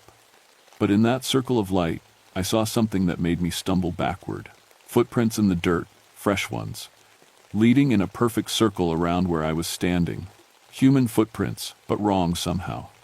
Too deep, like whoever made them was much heavier than they should be. And they were filled with that same thick fog, glowing faintly in my flashlight beam. I followed the circle with my light. 15 feet across, with me right in the center, the prints went all the way around, then just stopped, like whoever made them had simply vanished into the air. That's when I ran. I knew these trails better than anyone, but the fog changed everything. Paths I could walk, blindfolded, seemed to twist and turn in impossible directions. My flashlight showed trees where I knew there should be clearings, rocks where I remembered streams. The voices followed me, always just out of sight, calling my name, asking for help. But now there were more of them. Dozens of voices, all crying out in that same flat, empty tone. I stumbled into a tree, bounced off, kept running. My lungs burned from breathing the thick, sweet air. The metal taste was stronger now, coating my tongue like copper pennies. Finally, I saw a light ahead. My weather station, the red warning beacon on top of the radio tower, cutting through the fog like a lighthouse. I burst through the door and slammed it behind me, hands shaking as I turned the locks. Through the windows, the fog pressed against the glass like water, swirling in patterns that looked almost like faces. I grabbed my emergency radio and tried every channel, nothing but static. Even the weather service frequency was dead. Then I looked at my logbook, where I recorded observations every hour. My handwriting, clear as day. But I didn't remember writing it. 2:15 p.m., visitors arrived. Weather spirits, very hungry today. Fed them well. They want to know more about the warm bloods who walk above the clouds. I stared at the page. I'd been unconscious in that fog for over 3 hours. Outside, the voices started again. But now I recognized all of them. Hikers who'd gone missing over the years. Campers who'd never made it home. People I'd helped search for, whose bodies we'd never found. They all knew my name, and they were all asking me to come outside and join them. I stayed locked in that weather station for 6 hours. The fog never lifted, never thinned. If anything, it got thicker as the sun went down. My instruments had given up trying to make sense of what was happening. The humidity gauge was pegged at 100%, but the temperature kept dropping. By sunset, it read 38 degrees outside. Fog doesn't act like that. Not natural fog. The voices never stopped either. They took turns calling to me, telling me their stories. A hiker from 1962 who'd gotten lost in an early snow. A couple from Pennsylvania who'd been camping when a sudden storm hit. Children who'd wandered off marked trails and never found their way back. All of them gone missing on days when unexpected weather had rolled in. All of them trying to convince me to open the door. "Thomas, you understand weather better than anyone," said a woman's voice I recognized from 5 years ago. Sarah Martinez, a college student who'd been day hiking alone. We'd searched for 3 weeks. "You know this isn't normal. You know what it really is. It's not trying to hurt us," said another voice, male, older, with a slight accent. "It's trying to understand us, but it needs us to help." I pressed my face against the window, trying to see through the swirling white. Sometimes, just for a second, I thought I could make out shapes moving in the fog. Human-shaped, but wrong somehow. Too tall, or bending in ways people don't bend. "What do you want?" I called out. The voices stopped. Complete silence for maybe 30 seconds. Then, all together, they spoke in perfect unison. "To know what it feels like to be warm." The temperature gauge dropped another 5 degrees. That's when I understood. The fog wasn't just weather. It was alive, and it was cold. So cold that warmth was something it had never experienced. So it took warm things, animals, people, anything with body heat, and tried to understand what that felt like. But understanding meant absorbing, and absorbing meant the warm things became part of it. I looked at my logbook again, more entries in my handwriting that I didn't remember making. 3:30 p.m. Atmospheric consciousness confirms collection of 4 specimens. Adult male, adult female, 2 juveniles. Integration proceeding normally. 4:15 p.m. Observer shows resistance to voluntary participation. May require alternative methods. 5 p.m. Weather patterns responding to observer's emotional state. Fear generates interesting thermal variations. I was writing these things while I was unconscious. Or something was using my hand to write them. My radio crackled to life, static at first, then a voice I recognized. Bill Morrison, the park superintendent. Thomas, do you copy? We've got search teams trying to reach your position. I grabbed the radio.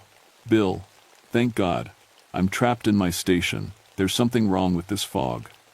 The family that came up this morning. What family, Thomas? The question hit me like a punch. The family from Richmond. Mom, Dad, 2 kids. I talked to them at my station around 9 this morning. Long pause. Then, Thomas, we don't have any record of visitors on Whisper Ridge today. The trail's been closed since yesterday due to weather warnings. That's impossible. I saw them. I talked to them. They were heading up the loop trail. Son, what loop trail? There's no loop trail on Whisper Ridge. Never has been. I stared out at the fog, my mind reeling. The family, the trail, the conversations, had any of it been real? Bill, how long has this fog been here? What fog? Thomas, it's a clear night down here. Stars are out, moon's bright. Are you feeling all right? I looked at my weather instruments. They all showed normal readings now. Temperature, 52 degrees. Humidity, 40%. Clear skies. But outside my windows, the fog pressed thick as ever. Bill, I whispered, I think I'm in trouble. The radio went dead. Then every voice outside spoke at once, and I heard my own words coming back at me from the fog. Bill, I think I'm in trouble. They'd been listening to everything, learning from everything. That's when the fog started seeping under my door. Thin tendrils of white crept across the floor like searching fingers. Where they touched, the wooden planks turned gray and brittle. My breath misted in the suddenly frigid air. I backed away, but there was nowhere to go. The fog was coming through the windows too, somehow passing right through the glass without breaking it. As it touched my skin, I felt something terrible, a pulling sensation, like something was trying to draw the heat out of my body. My fingers went numb, then my hands, then my arms. But worse than the cold was the feeling of something else in my head. Thoughts that weren't mine, memories that belonged to someone else. I saw through Sarah Martinez's eyes as she'd walked into fog just like this 5 years ago. Felt her confusion, her terror, her final moments of understanding as the mist drew her in and made her part of itself. I experienced the last moments of dozens of people, all absorbed by this thing over the years. All their thoughts, their fears, their love for families they'd never see again. It was all still there, trapped inside the fog. And now it wanted mine. No, I gasped, fighting against the numbing cold. I won't let you. But the fog kept coming, and I could feel my own memories starting to slip away. My childhood in West Virginia, my first day as a park ranger, the woman I'd almost married before the job took over my life. All of it fading into the hungry white. The cold was everything now. It crept up my legs like rising water, turning muscle to ice, bone to frost. I could barely move, barely think. The fog filled the station completely, swirling around me in patterns that looked almost like a heartbeat. But I was still a weatherman. Even dying, even being absorbed by something that shouldn't exist, I couldn't stop observing. The patterns in the fog weren't random. They followed rules, just like any weather system. Pressure differentials, temperature gradients, moisture content. It was all there if you knew how to read it. And I'd been reading weather for 19 years. The fog was densest where it touched living things. Where it had absorbed the family from Richmond, who I now realized had been missing for years, just like all the others. Where it was trying to absorb me, but it was thinner in some spots. Places where the temperature dropped below a certain point, where it couldn't maintain its structure. I forced my numb fingers to move, reaching for the emergency controls on my weather station. Every piece of equipment I had was designed to monitor atmospheric conditions. But some of it could also change them. The emergency beacon on my radio tower, designed to warn aircraft about dangerous conditions. It generated heat, lots of it, along with a powerful electromagnetic field. I flipped the switch. The fog recoiled like I'd hit it with a whip. Where the radio waves passed through it, the white turned gray, then started to break apart. The voices outside screamed, not human screams, but something like wind through a broken window. "Stop!" Sarah Martinez's voice cried out. "You're hurting it, you're hurting us." But I kept the beacon running. The electromagnetic field was disrupting the fog's ability to hold itself together. I could see gaps forming, spaces where the air was clear. That's when I realized what I was really looking at. The fog wasn't one creature, it was thousands of them, millions. Tiny atmospheric organisms, smaller than bacteria, that had learned to work together, like a swarm of bees, but made of living mist. And they were old, older than the mountains themselves. They'd been drifting in the upper atmosphere for eons, feeding on static electricity and cosmic radiation. But as the Earth changed, as pollution and radio waves filled the air, they'd been forced lower, into contact with warm-blooded life. They weren't evil, they were just trying to survive in a world that had become foreign to them. And they'd discovered that human heat, human consciousness, could sustain them better than anything they'd ever found. But understanding didn't make them less dangerous. The electromagnetic pulse from my beacon was like a knife cutting through their collective consciousness. But they were fighting back, condensing into tighter formations, becoming more solid. A wall of fog slammed against my weather station, hard enough to crack the windows. Then another. They were trying to break the beacon, to stop the signal that was tearing them apart. I had maybe minutes before they figured out how to short-circuit my equipment. That's when I remembered something from my meteorology training. Something about how atmospheric pressure affects the formation of clouds and fog. I grabbed my emergency weather balloon kit, designed to carry instruments high into the atmosphere to measure conditions during severe storms. But the balloon itself was filled with helium, and it carried a small heating element to keep the instruments from freezing. If I could get it up into the center of the fog mass, the heat and the rapid pressure change might disrupt their formation long enough for me to escape. I attached every heating element I could find to the balloon. Emergency hand warmers, portable heating pads, even the heating coil from my coffee maker. Then I triggered the inflation system. The balloon shot up through the fog like a rocket, carrying its cargo of heat sources into the heart of the swarm. The effect was immediate. The fog began to spin, faster and faster, like water going down a drain. The voices screamed again, but this time they were fading, becoming distant. In seconds, the air around my station was clear. I ran outside, gasping real air for the first time in hours. Above me, the fog was condensing into a tight spiral, rising higher and higher into the night sky. But as it rose, I heard one last voice. Clear and unmistakably human. "Thank you, Sarah Martinez." But not the flat, empty echo from before. Her real voice, full of relief and something that might have been joy. "Thank you for setting us free." The fog spiral reached the upper atmosphere and dispersed, carried away by high-altitude winds. In moments, it was gone completely, leaving nothing but clear sky and stars. I stood there shaking, not from cold but from exhaustion and shock. It was over. But even as I watched the last wisps disappear, I knew it wasn't really over. There were other swarms out there. Other places where the atmospheric consciousness had learned to feed on warm-blooded life. And now I was the only person who understood what they really were. The official report blamed equipment failure. Temporary malfunction in weather monitoring systems, Bill Morrison wrote. Atmospheric inversion created unusual fog bank. Ranger Cloudwalker experienced brief disorientation due to carbon monoxide exposure from faulty heating unit. They found the bodies 2 weeks later. The Real family from Richmond, along with 17 other missing hikers, all discovered in a cave system nobody had known existed. They'd been perfectly preserved in ice that hadn't melted in decades. The cave was sealed permanently. Too dangerous, they said. Unstable rock formations. I didn't argue with any of it. How could I explain that those people had been absorbed by a living weather system? that their consciousness had been trapped for years inside a swarm of atmospheric organisms, that they'd only been freed when the swarm dispersed back into the upper atmosphere? Who would believe that? But I kept monitoring the weather, started watching for patterns the textbooks didn't explain: fog that moved against the wind, temperature inversions that lasted too long, humidity readings that spiked without any visible moisture. And I found them. Other signs, in other places. Reports from rangers in Montana about impossible cloud formations. Stories from Alaska about fog that seemed to follow specific hikers.